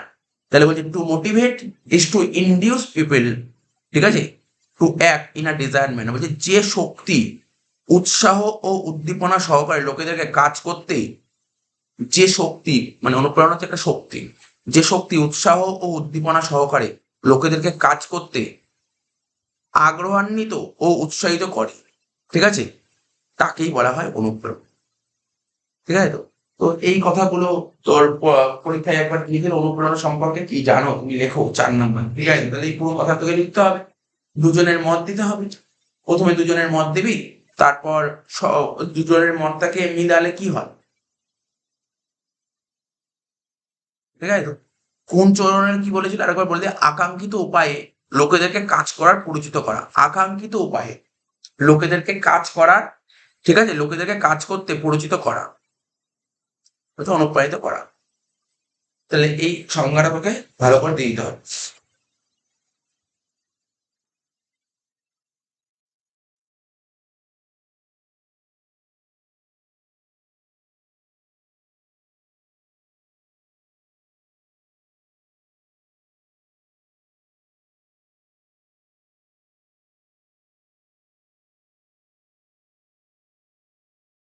এরপরে অনুপ্রেরণার বৈশিষ্ট্যটা একটু পড়ে নি, ফিচার্স অফ মোটিভেশন।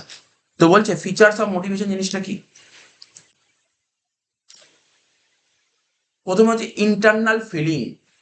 মোটিভেশনের বৈশিষ্ট্য প্রথম পয়েন্ট হচ্ছে ইন্টারনাল ফিলিং হয়। এটা কি হয়? অনুপ্রেরণা হলো চাহিদা, আকাঙ্ক্ষা বা প্রেরণার ন্যায় একটা আভ্যন্তরীণ অনুভূতি। মানে অনুপ্রেরণা কি?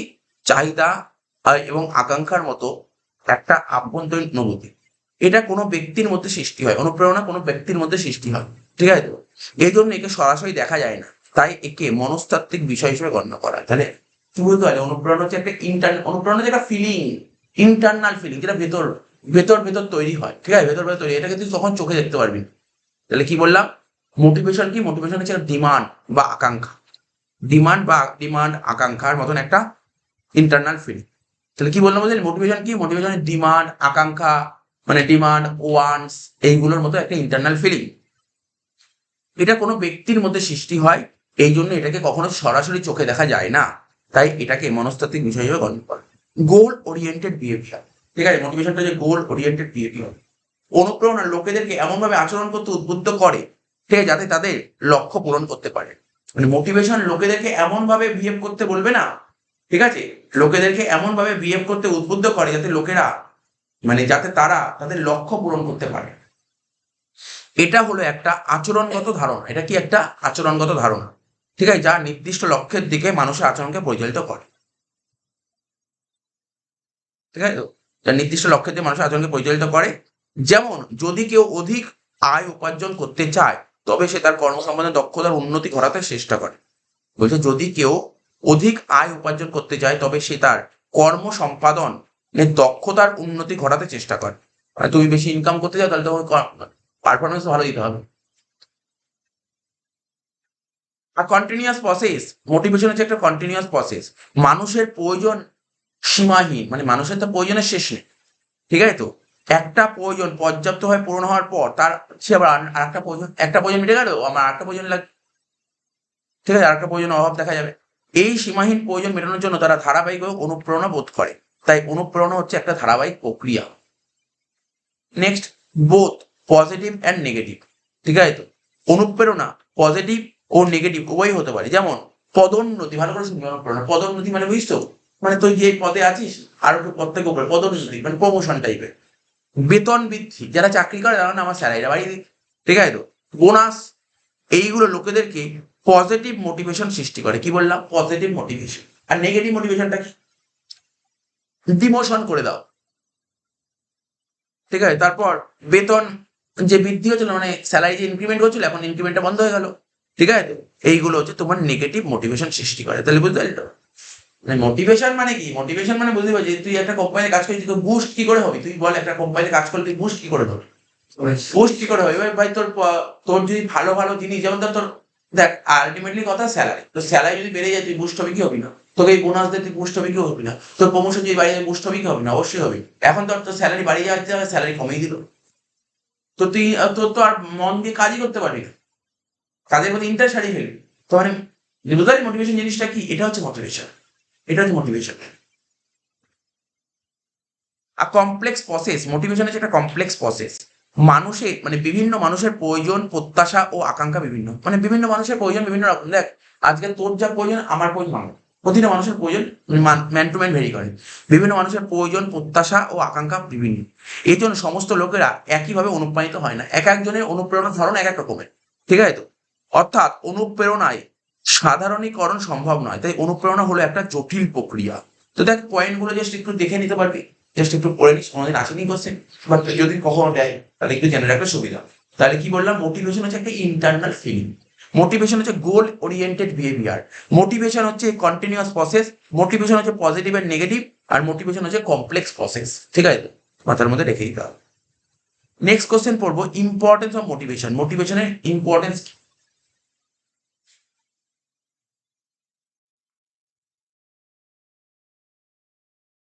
বলছে মোটিভেশন হলো কর্মীদের দক্ষতা ও কার্যকারিতা বৃদ্ধির একটা অন্যতম গুরুত্বপূর্ণ উপাদান। বুঝলি তো? মোটিভেশন জিনিসটা কি? কর্মীদের দক্ষতা ও কার্যকারিতা বৃদ্ধি, কি বললাম? মোটিভেশন হলো কর্মীদের দক্ষতা ও কার্যকারিতা বৃদ্ধির একটা অন্যতম গুরুত্বপূর্ণ উপাদান। মানে কর্মীদের দক্ষতা বাড়াবে, কর্মী মানে বুঝছো, যারা কোম্পানি যে সমস্ত স্টাফ এমপ্লয়িরা কাজ করতে, দক্ষতা মানে এফিসিয়েন্ট বাড়াবো, ওদের পারফরমেন্স বাড়াবো। ঠিক আছে তো? এইগুলো বৃদ্ধি করার জন্য একটা গুরুত্বপূর্ণ উপাদান হচ্ছে অনুপ্রেরণা। কারণ কর্মীদের সামর্থ্য ও অনুপ্রেরণার ওপর তাদের কর্মসমাধান নির্ভর করে। অর্থাৎ এখানে সুন্দর একটা কথা বলছে, P equal to a function of A comma M. আচ্ছা, মনে পড়ে ডিমান্ড ফাংশন পড়েছিল, এরকম লেখা থাকতো, নিশ্চয়ই বুঝতে পারছিস। পি, পি মানে কি স্যার? পি মানে পারফরমেন্স। কাদের পারফরমেন্স? যারা কাজ করে তাদের পারফরমেন্স। এটা কিসের উপর ডিপেন্ড করে? তাদের এবিলিটি আর মোটিভেশন। এবিলিটি বাড়লে পারফরমেন্স বাড়বে, তারপর মোটিভেশন বাড়লেও তো পারফরমেন্স বাড়বে, হ্যাঁ কি না? জিনিসটা বুঝে এই সম্পর্কটা, তাহলে বুঝতে পারি তার মোটিভেশনটা। এখানে একটা সুন্দর কথা বলেছে, এটা খুব ভালো করে বুঝবি। P equal to function of A comma M. P মানে পারফরমেন্স, এ মানে এবিলিটি, এম মানে মোটিভেশন। তা কোনো কোম্পানিতে বুঝিস তো, ওদের পারফরমেন্স বাড়বে কি করে, এমপ্লয়ীদের পারফরমেন্স বাড়বে কি করে? ওদেরকে তুমি মোটিভেট করো, ওদের এবিলিটি বাড়াও, তাহলে ওদের পারফরমেন্স বেড়ে যাবে। এ বলছে অনুপ্রেরণা কর্মীদের কাজ করার ইচ্ছা বৃদ্ধি করে। তাই কর্মশক্তির উদ্দীপনায় ব্যবস্থাপকরা অনুপ্রেরণাকে হাতিয়ার হিসেবে ব্যবহার করে। এই জন্য অনুপ্রেরণাকে বলা হয় দ্য কোর অফ ম্যানেজমেন্ট। ঠিক আছে, কোর অফ ম্যানেজমেন্ট। তাই প্রত্যেক প্রতিষ্ঠানের কাছে অনুপ্রেরণা একটা গুরুত্বপূর্ণ বিষয়। অনুপ্রেরণার গুরুত্ব প্রসঙ্গে উল্লেখযোগ্য point, best utilization of human resources. Best utilization, খুব ভালো করে তুমি ইউটিলাইজ করতে পারবে হিউম্যান রিসোর্সকে। হিউম্যান রিসোর্স বলেছে, হিউম্যান রিসোর্সকে তুমি ভালো করে ইউটিলাইজ করতে পারবে। বলছে অনুপ্রেরণা মানব সম্পদের সর্বোত্তম ব্যবহার সুনিশ্চিত করে। মানব সম্পদ মানেই তো হিউম্যান। ঠিক আছে, মানব সম্পদ মানে হচ্ছে হিউম্যান রিসোর্স। ঠিক আছে, মোটিভেশন কি করে? হিউম্যান রিসোর্সের খুব ভালোভাবে ইউটিলাইজ করে। ঠিক আছে, মোটিভেশন। কারণ অনুপ্রাণিত কর্মীরা তাদের সর্বোত্তম প্রচেষ্টা সহকারে কর্মসম্পাদনে উৎসাহ উদ্দীপনা বোধ করে। বুঝতে পারছিস তো? হিউম্যান রিসোর্সকে বেস্ট ইউটিলাইজ করতে হবে, আর যদি বেস্ট ইউটিলাইজ করলে মানে যে সমস্ত কর্মীরা মোটিভেট হয়ে যাবে না, তাদের সর্বোত্তম মানে খুব খুব ভালো মতন ওরা কাজ করবে উৎসাহ উদ্দীপনার সঙ্গে। 2 নম্বর পয়েন্ট বলছে optimum utilization of factor of production. Optimum utilization of factor of production মানে অপটিমাম ইউটিলাইজ করবো। ঠিক আছে তো? অপটিমাম ইউটিলাইজ মানে বুঝতে পারছিস তো? মানে যতটা ব্যবহার করা দরকার আছে ততটাই ব্যবহার, অপটিমাম বলছে, এটা কাম্য ব্যবহার। ফ্যাক্টর অফ প্রোডাকশন বলছে মোটিভেশন। মোটিভেশন কি করছে? উৎপাদনের বিভিন্ন উপাদান, আমরা ইকোনমিক্সে বলছি উৎপাদনের বিভিন্ন উপাদান কি কি হয়? 4টে উপাদান হয়, ল্যান্ড, লেবার, ক্যাপিটাল, অর্গানাইজেশন। ঠিক আছে তো?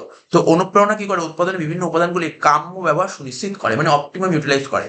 কারণ অনুপ্রাণিত কর্মীরা সবসময় অপচয় ও ব্যয় সর্বনিম্ন করার জন্য, মানে যারা মোটিভেট কর্মী তারা সবসময় চেষ্টা করে কোম্পানির অপচয় যাতে বন্ধ হয় এবং খরচা যাতে কম হয়। ঠিক আছে তো? করার জন্য সম্পূর্ণ আন্তরিকভাবে কাজ করার চেষ্টা করে। আর কি? রিডাকশন লেবার টার্নওভার, লেবার টার্নওভারকে রিডাকশন করে। যেমন কি করে স্যার? উচ্চ অনুপ্রেরণা উচ্চ অনুপ্রেরণা মানে মানে বুঝেছি হাই মোটিভেট কর্মীদের কর্মসন্তুষ্টি প্রদান করে। এটা তাদেরকে প্রতিষ্ঠানের প্রতি কর্তব্যনিষ্ঠ ও প্রতিজ্ঞাবদ্ধ করে তোলে। ফলে সম আবর্তন ও অনুপস্থিতি কম হয়। মানে রিডাকশন, দেখ কোম্পানিতে যে সমস্ত এমপ্লয়িরা কাজ করে ওদেরকে তুমি যত মোটিভেট করতে পারবে না, ওরা তত ভালো মতন কাজ করবে। আর ওরা যদি ভালো মতন কাজ করে তাহলে ওর অ্যাবসেন্ট কমে যাবে কোম্পানিতে। ভালো বেশি কাজ করবে, অ্যাবসেন্ট কমে যাবে, লেবার টার্ন ওভার মানে বেশি লেবারকে ছাঁটাই করতে হবে না, ছাঁটাই করতে হবে না, যে লেবার আছে ওদের দিয়ে কাজ হয়ে যাবে। এখানে বলেছে উচ্চ অনুপ্রেরণা মানে তুমি হাই মোটিভেট করতে পারো, তাহলে কর্মীদের কর্মসন্তুষ্টি প্রদান করে। মানে মোটিভেট যত ভালো হবে, যত বেশি হবে, তাহলে কর্মীরা কর্মসন্তুষ্টি পাবে। আর এটা তাদেরকে প্রতিষ্ঠানের প্রতি কর্তব্যনিষ্ঠ ও প্রতিজ্ঞাবদ্ধ করে দেবে। ওদের বেশি বেশি মোটিভেট করছে, তাহলে মোটিভেশনটা খুব জরুরি, মোটিভেশন খুব জরুরি। মোটিভেশন ডিমোটিভেট, হ্যাঁ মোটিভেশনটা দেয় মাঝে এই মোটিভেশন কি হয়ে যাবে, কোম্পানি স্যালারি বাড়বে, মোটিভেট হয়ে গেল। মানে কথায় হ্যাঁ কথায় তো এমনি বলতেই পারে যে ভালো কাজ করছে, সবার সামনে একটা পুরস্কৃত করা ওকে, এই ও ভালো পারফরমেন্স দিয়েছে, মোটিভেট করলো। এটা ম্যানেজার করে। ঠিক আছে, ম্যানেজার করে, মালিক মালিক করে, এবার যে কমে ম্যানেজার থাকে ম্যানেজারটা করে। টাকা পয়সার কাজ কে করবে, টাকা পয়সা তো আলটিমেট মালিকই দেবে। আরো পারবি মানে মোটিভেশনের মধ্যে কি কি পয়েন্ট, মানে আস্তে আস্তে আরো পয়েন্ট আসবে। আচ্ছা, স্ট্যাবলিশমেন্ট অফ গুড রিলেশন। তো বলছে অনুপ্রেরণা মানে মোটিভেশন কি করে, কর্মীদের মধ্যে একটা দলীয় উদ্দীপনা সৃষ্টি করে। মানে মোটিভেশন একটা টিম টিম হিসেবে কাজ করে, দলীয় উদ্দীপনা, ঠিক আছে তো। তাই এটা শ্রমিক অশান্তি হ্রাস করে। আচ্ছা তাহলে বুঝতে পারলি, যদি একটা ভালো রিলেশন তৈরি হয় তাহলে শ্রমিকদের মধ্যে অশান্তি কমে যাবে, ঠিক আছে তো। ব্যবস্থাপনা ও কর্মীদের মধ্যে উৎকৃষ্টতর সম্পর্ক, ম্যানেজমেন্ট আর এমপ্লয়ীদের মধ্যে একটা ভালো সম্পর্ক তৈরি হবে। এই অর্থাৎ অনুপ্রেরণা প্রতিষ্ঠানের মধ্যে একটা ভালো সম্পর্ক তৈরি করে। বেসিস অফ কোঅপারেশন, ঠিক আছে তো। বলছে যেহেতু অনুপ্রেরণা কর্মীদের দলবদ্ধভাবে কাজ করতে উদ্বুদ্ধ করে, বলছে মোটিভেশন যেহেতু কর্মীদের দলবদ্ধভাবে মানে একসাথে টিম হিসেবে কাজ করতে উদ্বুদ্ধ করে, এটা তাদের সহযোগিতার মনোভাব গড়ে তোলে এবং এটা উৎপাদনের মান ও পরিমাণ উভয়ই বৃদ্ধি করে। একই জিনিস দিয়েছে, লেখাগুলো কনসেপ্টটা একটু মাথায় রেখে তুই লিখতে পারবি। Increase in level of efficiency, efficiency লেভেলটা তোমার ইনক্রিজ করে। যথোপযুক্ত অনুপ্রেরণা কর্মীদের প্রয়োজন মেটায়, মানে ভালো মোটিভেশন না মানে, ঠিক আছে তো, কর্মীদের প্রয়োজন মেটায়, তাদেরকে সন্তুষ্টি প্রদান করে। তাই তারা আন্তরিকভাবে কাজ করে এবং দক্ষতার বিদ্যমান স্তর বৃদ্ধির জন্য তাদের সামর্থ্যের পূর্ণ ব্যবহার করে। আর হচ্ছে বিল্ডিং পজিটিভ অ্যাটিটিউড, সাংগঠনিক লক্ষ্য কেবলমাত্র তখনই পূরণ করা যায় যখন প্রতিষ্ঠানের প্রতি কর্মীদের পজিটিভ মনোভাব থাকে, ঠিক আছে। ভালো কাজের জন্য উপযুক্ত পুরস্কার ও প্রশংসার মাধ্যমে অনুপ্রেরণা কর্মীদের মধ্যে প্রতিষ্ঠানের একটা ইতিবাচক মনোভাব গড়ে তুলতে সাহায্য করে। ভালো কাজ করলাম, তুমি ওদেরকে রিওয়ার্ড করো, প্রশংসা দাও সবার সামনে, তাহলে তো না ওরা আরো মোটিভেট হবে। রিডাকশন ইন অ্যাবসেন্ট, অনেক অ্যাবসেন্ট কমে যায়। ওই যথোপযুক্ত কাজের পরিবেশ ও পর্যাপ্ত পুরস্কার প্রদান করে অনুপ্রেরণা অনুপস্থিতি হ্রাস করে। মানে অ্যাবসেন্টটা কমে, যদি ভালো কাজের ভালো পরিবেশ তৈরি হয়, ওদেরকে যদি ভালো পুরস্কার করে, তাহলে অ্যাবসেন্ট কমিয়ে পারে। যথাযথ অনুপ্রেরণা, ঠিক আছে, কাজকে আনন্দের একটা উৎস করে তোলে এবং কর্মীদের কর্মস্থলে নিয়মিতভাবে উপস্থিত হতে উৎসাহিত করে, ঠিক আছে। তো এই কোশ্চেনগুলো আমি দিইনি খুব একটা ইম্পর্টেন্ট, বাট একটু পড়ে দিলাম যে মোটিভেশন জিনিসটা কি।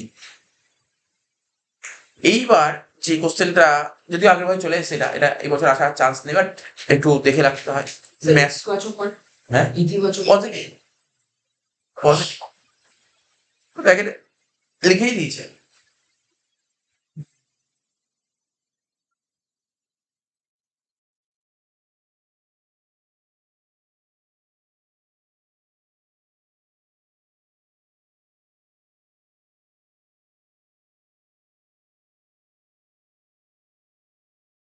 এবার আমরা ম্যাথলো, ঠিক আছে তো, ভালো করে শোন। কি বলেছে, প্রয়োজন হলো অনুপ্রেরণার একটা গুরুত্বপূর্ণ উপাদান। তাহলে অনুপ্রেরণার গুরুত্বপূর্ণ উপাদান কি, প্রয়োজন। কারণ কর্মীরা কেবলমাত্র তখনই অনুপ্রাণিত হয় যখন তাদের প্রয়োজনগুলি পূরণ হয়। বারবার একটা কথাই বলছি, কর্মীরা কখন মোটিভেট হবে, যদি ওদের প্রয়োজনগুলো পূরণ হয়েছে। কিন্তু মানুষ সমস্ত ধরনের প্রয়োজনগুলি একসঙ্গে অনুভব করে না, ঠিক আছে। একটা প্রয়োজন মেটার পর আর একটা দেখা যায়। আমেরিকান মনস্তত্ত্ববিদ কি আব্রাহাম মাসলো মানুষের প্রয়োজনের একটা শ্রেণীবিভাগ উদ্ভাবন করেছেন। মানে আমেরিকান মনস্তত্ত্ববিদ আব্রাহাম মাসলো, এই কোশ্চেনটা এখনই পড়াচ্ছি না, ভালো করে শুনলো।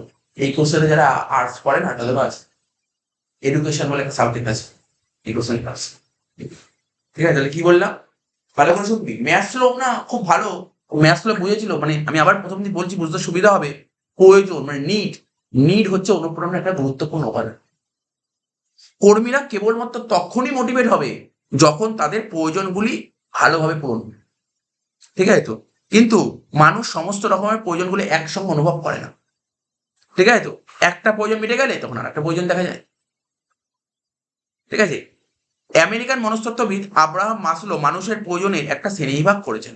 আব্রাহাম মাসলো মানুষের প্রয়োজনের একটা শ্রেণীবিভাগ ক্লাসিফিকেশন করেছেন, যা প্রয়োজনের ক্রমস্তর তত্ত্ব নামে পরিচিত। তাহলে বুঝতে পারলি ম্যাসলো যে কথাটা বলেছে তাকে কি তত্ত্ব বলা হয়? ম্যাসলো যে তত্ত্বটার নাম কি? ম্যাসলো তত্ত্বের নাম ক্রমস্তর তত্ত্ব। ক্রমস্তর তত্ত্ব কি বললাম? ক্রমস্তর তত্ত্ব। এটা কে বলেছে? Abraham Maslow. ঠিক আছে, কখনো কখনো শর্ট কোশ্চেন যদি আসে বলো ক্রমস্তর তত্ত্বটি কে লিখেছে, কে বলেছে, তখন বলতে হবে আব্রাহাম মাসলো। এটা মাথায় রাখতে হবে, আব্রাহাম মাসলো যে তত্ত্ব লিখেছে তার নাম কি? ক্রমস্তর তত্ত্ব। এই তত্ত্বটি কতগুলি অনুমানের উপর ভিত্তি করে প্রতিষ্ঠিত। কি কি? মানুষের আচরণ তাদের প্রয়োজনের উপর নির্ভর করে। বললাম, ভালো করে পয়েন্ট গুলো বলবি। ও কি বলছে, কি কি অনুমান বলেছে? বলছে মানুষের আচরণ, প্রতিটা মানুষ কি বিহেভ করবে সেটা তার প্রয়োজনের উপর ডিপেন্ড করে। প্রয়োজনগুলি একটা ক্রম পর্যায়ে থাকে। ঠিক আছে, যেমন প্রথমে কি বলি, দৈহিক প্রয়োজন, সামাজিক প্রয়োজন, এগুলো বলেছিলাম সব এক একটা পর্যায়ে থাকে, ক্রম পর্যায়ে থাকে। একটা নিম্ন স্তরের প্রয়োজন মেটার পর কোনো ব্যক্তি পরের উচ্চ স্তরের প্রয়োজন মানে প্রথমে নিচু তলার প্রয়োজনটা মিটে গেল, তারপর উপরের প্রয়োজনটা সিঁড়ি সিঁড়ি একটা সিঁড়ি হিসেবে কাজ করে। চায় না বলে একটা পূরণ হওয়া প্রয়োজন কোনো ব্যক্তিকে আর অনুপ্রাণিত করতে পারে না। ঠিক আছে, পূরণ হওয়া প্রয়োজন কোনো ব্যক্তিকে আর অনুপ্রাণিত করতে পারে না, কেবলমাত্র পরের উচ্চতর স্তরের প্রয়োজন তাকে অনুপ্রাণিত করে। ঠিক আছে, এই অনুমানগুলির ভিত্তিতে ম্যাসলোর প্রয়োজনের ক্রমস্তর তত্ত্বটি নিচে আলোচনা করা। তাহলে এই অনুমানগুলো ম্যাসলো, দেখ যেই তত্ত্ব লিখুক না কেন, যত বড় বড় এক্সপার্টরা তত্ত্ব লিখুক, তাদের তত্ত্বের পেছনে একটা অনুমান থাকে। মানে একটা তত্ত্বরা লিখেছিল না, তত্ত্বের পেছনে বেশ কিছু অ্যাজাম্পশন করে গিয়েছিল। যেই তত্ত্ব লিখুক, যেই তো ম্যাসলো লিখুক আর যেই লিখুক, তত্ত্ব লিখলে তার একটা অ্যাজাম্পশন থাকে। আর একটা মাথায় রাখবি, তত্ত্ব যদি লেখা হয় তার না কিছু সমালোচনা হয়। তত্ত্ব লিখলে তুই ধর আজকে কোনো একটা থিওরি লিখলি, তোর সেই থিওরির সমালোচনা একটা আসবেই। তো দেখ চারটা দেখ ভালো করে, এরকম ভাবে তোকে পরীক্ষায় এটা আসলে লিখতে হবে, এরকম আঁকতে হবে। প্রথমে কি হয়, প্রথমে মানুষের প্রয়োজনটাকে চারটা মাথায় রাখবি। প্রথমে হবে দৈহিক প্রয়োজন, দৈহিক প্রয়োজন মিটে গেলে হবে কি? নিরাপত্তার প্রয়োজন, নিরাপত্তা মিটে গেলে হবে সামাজিক প্রয়োজন, সামাজিক প্রয়োজন হয়ে গেলে হবে সম্মান লাভের প্রয়োজন, সম্মান লাভ হয়ে গেলে তখন আত্মবিকাশ। তাহলে কি কি বললাম বল, একটু মনে রাখতে পারিস? তাহলে মনে হয় দৈহিক প্রয়োজন, তারপর নিরাপত্তার প্রয়োজন, তারপর সামাজিক প্রয়োজন, তারপর সম্মান লাভ, তারপর আত্মবিকাশ। তাহলে কি কি বললাম বল? দৈহিক প্রয়োজন, তারপর কি বললাম বল? নিরাপত্তা, সামাজিক, তারপর সম্মান লাভ আর আত্মবিকাশ। এইগুলো ডিটেলসে একটু বলেছে। এই কোশ্চেনটা খুব ইম্পর্টেন্ট কোশ্চেন, আগের বছর পরীক্ষায় এসেছে। খুব সোজা কোশ্চেন, কঠিন না কোশ্চেনটা, একদম ইজি কোশ্চেন। এই কোশ্চেনটা কমন কোশ্চেন, মানে এই চ্যাপ্টার থেকে এই কোশ্চেনটা একদম পুরো আসেই, এত ভালো কোশ্চেনটা ইজি কোশ্চেন। কিন্তু দৈহিক প্রয়োজন মানে সাইকোলজিক্যাল নিডস। দৈহিক প্রয়োজন তোরা জানিস, একবার রিড করলে তুই বুঝে যাবি দৈহিক প্রয়োজন কি বলেছে। মানুষ নিজের অস্তিত্ব রক্ষার জন্য, মানে আমরা যে আছি, আমরা এই মানুষ, আমাদের থেকে অস্তিত্ব রক্ষা আছে, অস্তিত্বটা রক্ষা করার জন্য আমরা কি কি প্রয়োজন অনুভব করি তাকে বলে দৈহিক। মানে তুই বেঁচে থাকার জন্য তোর কি কি জিনিসগুলো বেসিক্যালি লাগবে? স্যার খাদ্য, বস্ত্র, বাসস্থান, এর দৈহিক প্রয়োজন। খাদ্য, বস্ত্র, বাসস্থান, আর কি লিখেছে? জল, বায়ু প্রভৃতি প্রয়োজন হলো দৈহিক প্রয়োজন। যেহেতু মানুষ নিজেদের অস্তিত্ব রক্ষার জন্য এই প্রয়োজনগুলো অনুভব করে, তাই এরা অস্তিত্ব রক্ষার প্রয়োজন বলেও পরিচিত। ঠিক আছে, তাহলে দৈহিক প্রয়োজনকে কেউ কেউ অস্তিত্ব রক্ষার প্রয়োজন বলে, আবার কেউ কেউ এটাকে বেসিক নিডও বলে থাকে। বেসিক নিড মানে মৌলিক প্রয়োজন। যেমন এই প্রয়োজনগুলি যে সম্পূর্ণ, বলছে যেহেতু এই প্রয়োজনগুলি সম্পূর্ণভাবে না, ঠিক আছে, যেটা পর্যন্ত অন্য প্রয়োজন দেখা যায়, মানে এই প্রয়োজনগুলো না মিটলে, সম্পূর্ণভাবে এই প্রয়োজনগুলো না মিটলে অন্য প্রয়োজন তুই অনুভব করতে হবে। ধর একটা মানুষকে বেঁচে থাকতে গেলে মিনিমাম কি লাগে বল? প্রথমে খাবার, তাই তো? আমরা তো শুনেছি আগে, মানে যে কোনো মানুষকে বেঁচে থাকতে সবার প্রথম কি লাগে? খাদ্য, খাদ্যের পর হয় বস্ত্র, তারপরে বাসস্থান। এটার মাথায় এটা তো ছোটবেলা থেকে আদিম যুগ থেকে পড়ে এসেছি। প্রথমে মানুষ খাবার, খাবারের পর কি হয়? বস্ত্র, বস্ত্রের পর বাসস্থান। এই তিনটে তো বেসিক নিড আমাদের। খাদ্য, বস্ত্র, মানে প্রতিটা মানুষ যাই কাজ করুক না, সবার প্রথম টার্গেট থাকে খাবার, পেটটাকে ওকে চালাতে হবে, পেট চালাতে হবে, খাবার, তারপর হবে বস্ত্র, খাওয়ার পর বস্ত্র, তারপর হবে বাসস্থান। এটা আমরা কোথা থেকে শিখি? ইতিহাস পড়েছি, আদিম যুগ থেকেই পড়ে এসেছি, তাই তো? আদিম যুগেই পড়েছি এটা। ঠিক আছে তো, তারপর হয় সেফটি নিডস। তারপর তুই খাদ্য, বস্ত্র, বাসস্থান হয়ে গেল, তারপর তুই সেফটির কথা ভাববি। আগে সেফটির কথা হবে না, আগে কিন্তু খাদ্য বস্ত্র বাসস্থান, তারপর সেফটি, মানে নিরাপত্তার প্রয়োজন। একটা সন্তোষজনক স্তর পর্যন্ত দৈহিক প্রয়োজন মেটার পর লোকেরা নিরাপত্তার প্রয়োজন অনুভব করে। তাই প্রয়োজনের ক্রমস্তরে দৈহিক প্রয়োজনের পর নিরাপত্তার প্রয়োজন আসে, মানে দৈহিকের পর নিরাপত্তা আসে। যেমন কাজের নিরাপত্তা, তুই যেখানে কাজ করতে এই কাজের নিরাপত্তা আছে তো। নেক্সট, বিপদ থেকে সুরক্ষা, যে কোনো সময় আমাদের অ্যাক্সিডেন্ট হতে পারে, তাহলে সেই সময় আমাকে বাঁচাবে, এটা হচ্ছে নিরাপত্তার প্রয়োজন। ঠিক আছে। তারপর সম্পত্তির সুরক্ষা, মানে তোর যা অ্যাসেট আছে সেগুলোকে সুরক্ষা করে রাখলি, ঠিক আছে, সিকিউর করে রাখলি, প্রোটেক্ট করে রাখলি, এগুলোর প্রয়োজন, নিরাপত্তার প্রয়োজন। কাজের নিরাপত্তা, স্যার কাজের নিরাপত্তা কি? কাজের নিরাপত্তা মানে তুই ভাব কাজের নিরাপত্তা জিনিসটা কি, ভাব না কাজের নিরাপত্তা রাখি পেনশন, এটাই কাজের নিরাপত্তা। গ্র্যাচুইটি নাম শুনেছিস? তুই গ্র্যাচুইটির নাম শুনেছিস? শুনি সে গ্র্যাচুইটির নাম শুনেছি, আমি বলেছি গ্র্যাচুইটি কি? কেউ যদি চাকরি করে না, চাকরি করার পর রিটায়ার হয়, রিটায়ার হয় তো রিটায়ার করার পর দেখবি এক একজন যে কত লাখ লাখ টাকা নিয়ে আসে না ঘরে, বুঝছো? রিটায়ার করার পর দেখবি কেউ গভর্নমেন্ট সার্ভিস করলে কেউ 30 লাখ, কেউ 40 লাখ টাকা বাড়িতে নিয়ে চলে আসে, ঠিক আছে, করে রিটায়ার করার পর পেনশনটা প্রতি মাসে মাসে পায়, আর রিটায়ার করার পর দেখবি এককালীন একটা মোটা টাকা পায়, তাকে বলা হয় গ্র্যাচুইটি, বুঝেছিস তো? দেখবি অনেকে টাকা পায় যারা central government employee, 50 lakh 60 lakh এরকম নিয়ে চলে আসে, ঠিক আছে তো। আর যারা স্টেট গভর্নমেন্ট এমপ্লয়ি হয় তারা কত পায়? 15 লাখ, 20 লাখ, 25 লাখ। এটাকে গ্র্যাচুইটি বলে। আগামী দিনে গ্র্যাচুইটি শিখবি। ট্যাক্স, বিমা মানে ইন্স্যুরেন্স, তুমি কাজ করছো, তোমার তোর তোর কোম্পানিতে চাকরি করছিস, তোর ইন্স্যুরেন্স করে রেখেছে মালিক, তাই না? দেখবি আমরা ইএসআই হাসপাতাল আছে, নাম তো শুনেছি, ইএসআই হাসপাতাল, যেখানে সব ট্রিটমেন্ট হয়, ঠিক আছে তো। এরকম বা কোম্পানির যেমন দেখবি যারা টাটায় চাকরি করে তাদের একটা ইন্স্যুরেন্স করে রাখে, ফ্রি ট্রিটমেন্ট। তো এইগুলো হচ্ছে নিরাপত্তা, বুঝতে পারলি? এগুলো নিরাপত্তা। আর কি বলছে? আবাসন, থাকার জায়গার ব্যবস্থা করে দেওয়া, আবাসন, অ্যাকোমোডেশন প্রভৃতি প্রদান করে কোনো মালিক তার কর্মচারীদের নিরাপত্তার প্রয়োজন মেটাতে। আশা করি বুঝতে পারছিস, কোনো সমস্যা নেই, কোনো সমস্যা নেই।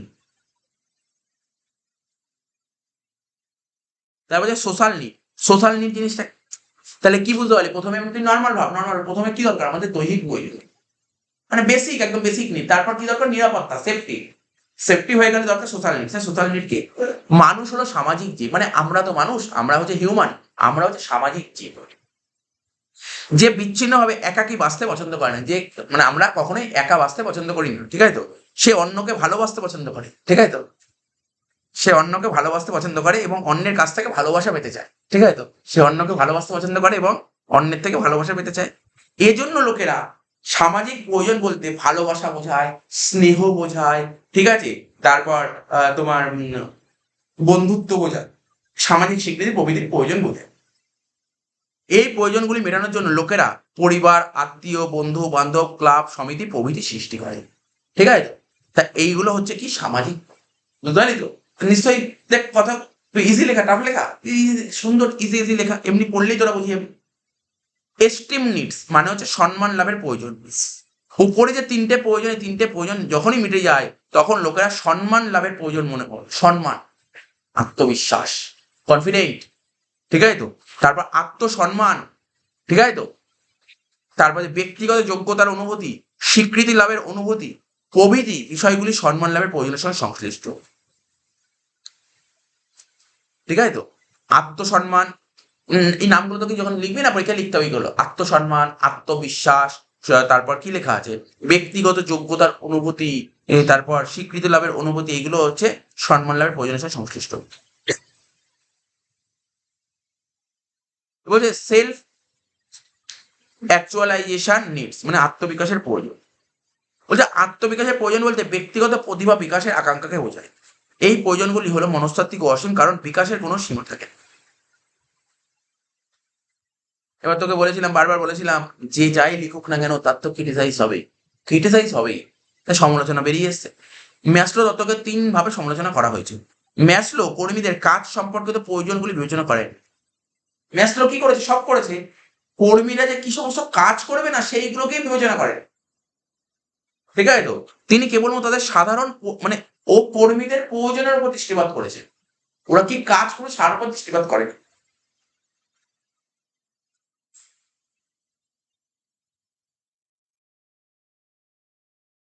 দ্বিতীয়ত, তিনি যেভাবে মানুষের প্রয়োজনগুলিকে কর্মপথে সাজিয়েছেন তা অনেকেই বিশ্বাস করেন না, ঠিক আছে তো। কারণ এই শ্রেণীবিন্যাস, এই শ্রেণীবিন্যাসটা, ঠিক আছে তো, কার্যকারণ সম্পর্ক ব্যাখ্যা করে না, কেবলমাত্র ধারণার উপর নির্ভরশীল। লাস্ট, কিভাবে কোনো মানুষের আচরণ ও কার্য সম্পাদন তার প্রয়োজনের কর্মপর্যায় দ্বারা প্রভাবিত হয় সে সম্বন্ধে এই তত্ত্বে কিছু বলা হয়। তো এই কোশ্চেন খুব একটা ইম্পর্টেন্ট নেই, আজকে যে কোশ্চেন গুলো পড়ালাম সত্যি কথা বলতে গেলে খুব একটা ইম্পর্টেন্ট নেই, বাট তোকে সিলেবাসে তোকে পড়তে পড়ে তো রাখতেই হবে অ্যাটলিস্ট টেস্ট পরীক্ষার জন্য।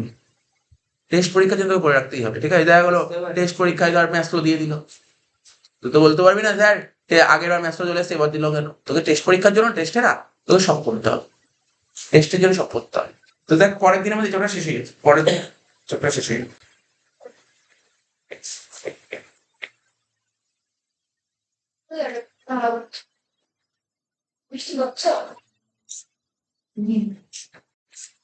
দেখ যে কোশ্চেনটা পড়বো সেটা হচ্ছে নির্দেশনার সঙ্গে তদারকির মধ্যে পার্থক্য।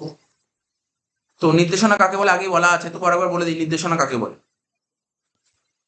বলছে কর্মচারীরা কিভাবে কাজে অগ্রসর হবে, মানে কোম্পানিতে যে সমস্ত এমপ্লয়িরা কাজ করে তারা কাজকর্ম কিভাবে করবে, কর্মচারীরা কাজে কিভাবে অগ্রসর হবে এবং কখন কাজটা করবে, ঠিক আছে, কখন করবে, এরূপ আদেশ দান বা যোগ্য নেতৃত্বের দ্বারা অধীনস্থ কর্মচারীদের পথ প্রদর্শন করাকেই বলা হয় নির্দেশনা। তাহলে কি বললাম, কর্মচারীরা কাজে কিভাবে অগ্রসর হবে, কখন কাজটা করবে, এরূপ আদেশ দান, ঠিক আছে, মানে এরকম একটা আদেশ দেবে, তো নির্দেশ দান মানে তো আদেশ দিতে হবে, আদেশ দান অধীনস্থ কর্মচারীদের পথ প্রদর্শন করাকেই বলা হয় নির্দেশনা, ঠিক আছে। আর তদারকি কি, যে উপায় বা পদ্ধতি দ্বারা কর্মীদের কাজ দেখাশোনা করা, প্রয়োজনীয় কার্যসূচি প্রণয়ন করা ও নির্দেশ দেওয়া এবং সঠিক পরামর্শ দেওয়া তাকে তদারকি বলে। তদারকি কিছুই না, তদারকি মানে কি সুপারভাইজ করা, না সুপারভাইজ, তুমি একটা কাজ করছে এমপ্লয়িরা তাদের কাজটাকে সুপারভাইজ করা, দেখাশোনা করা তাদের কাজটা, ঠিক আছে। তো বলছে যে পদ্ধতি দ্বারা কর্মীদের কাজ দেখাশোনা করা হয়, প্রয়োজনীয় কার্যসূচি প্রণয়ন করা হয়, ওদের নির্দেশ দেওয়া হয়, ঠিক আছে, এবং সঠিক পরামর্শ দেওয়া হয় তাকে বলা হয় তদারকি, ঠিক আছে।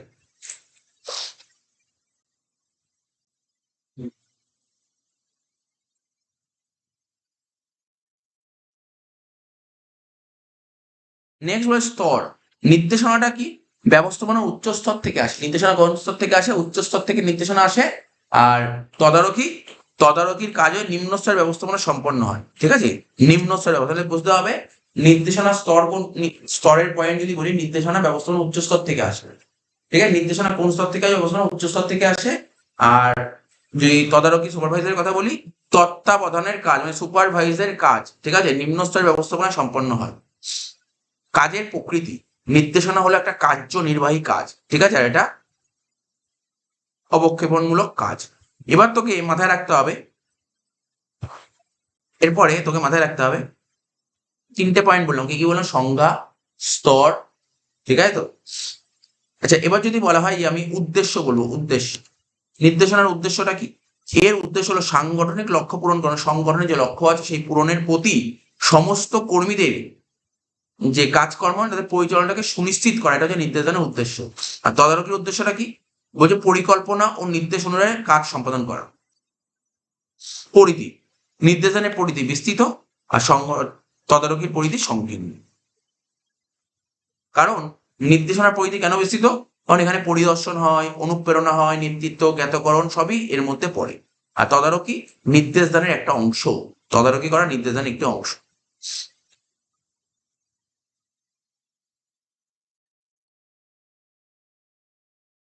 কাজের প্রকৃতি আগেই বলে দিয়েছি, স্তর বলা হয়ে গেছে। প্রত্যক্ষ যোগাযোগ, প্রত্যক্ষ যোগাযোগ ছাড়া, ঠিক আছে, প্রত্যক্ষ যোগাযোগ ছাড়া নির্দেশ দান, বলছে প্রত্যক্ষ যোগাযোগ ছাড়া নির্দেশ দান সংগঠিত হতে পারে, প্রত্যক্ষ যোগাযোগ ছাড়া নির্দেশ দান হতে পারে, কিন্তু প্রত্যক্ষ যোগাযোগ ছাড়া তদারকি হতে পারে, ঠিক আছে।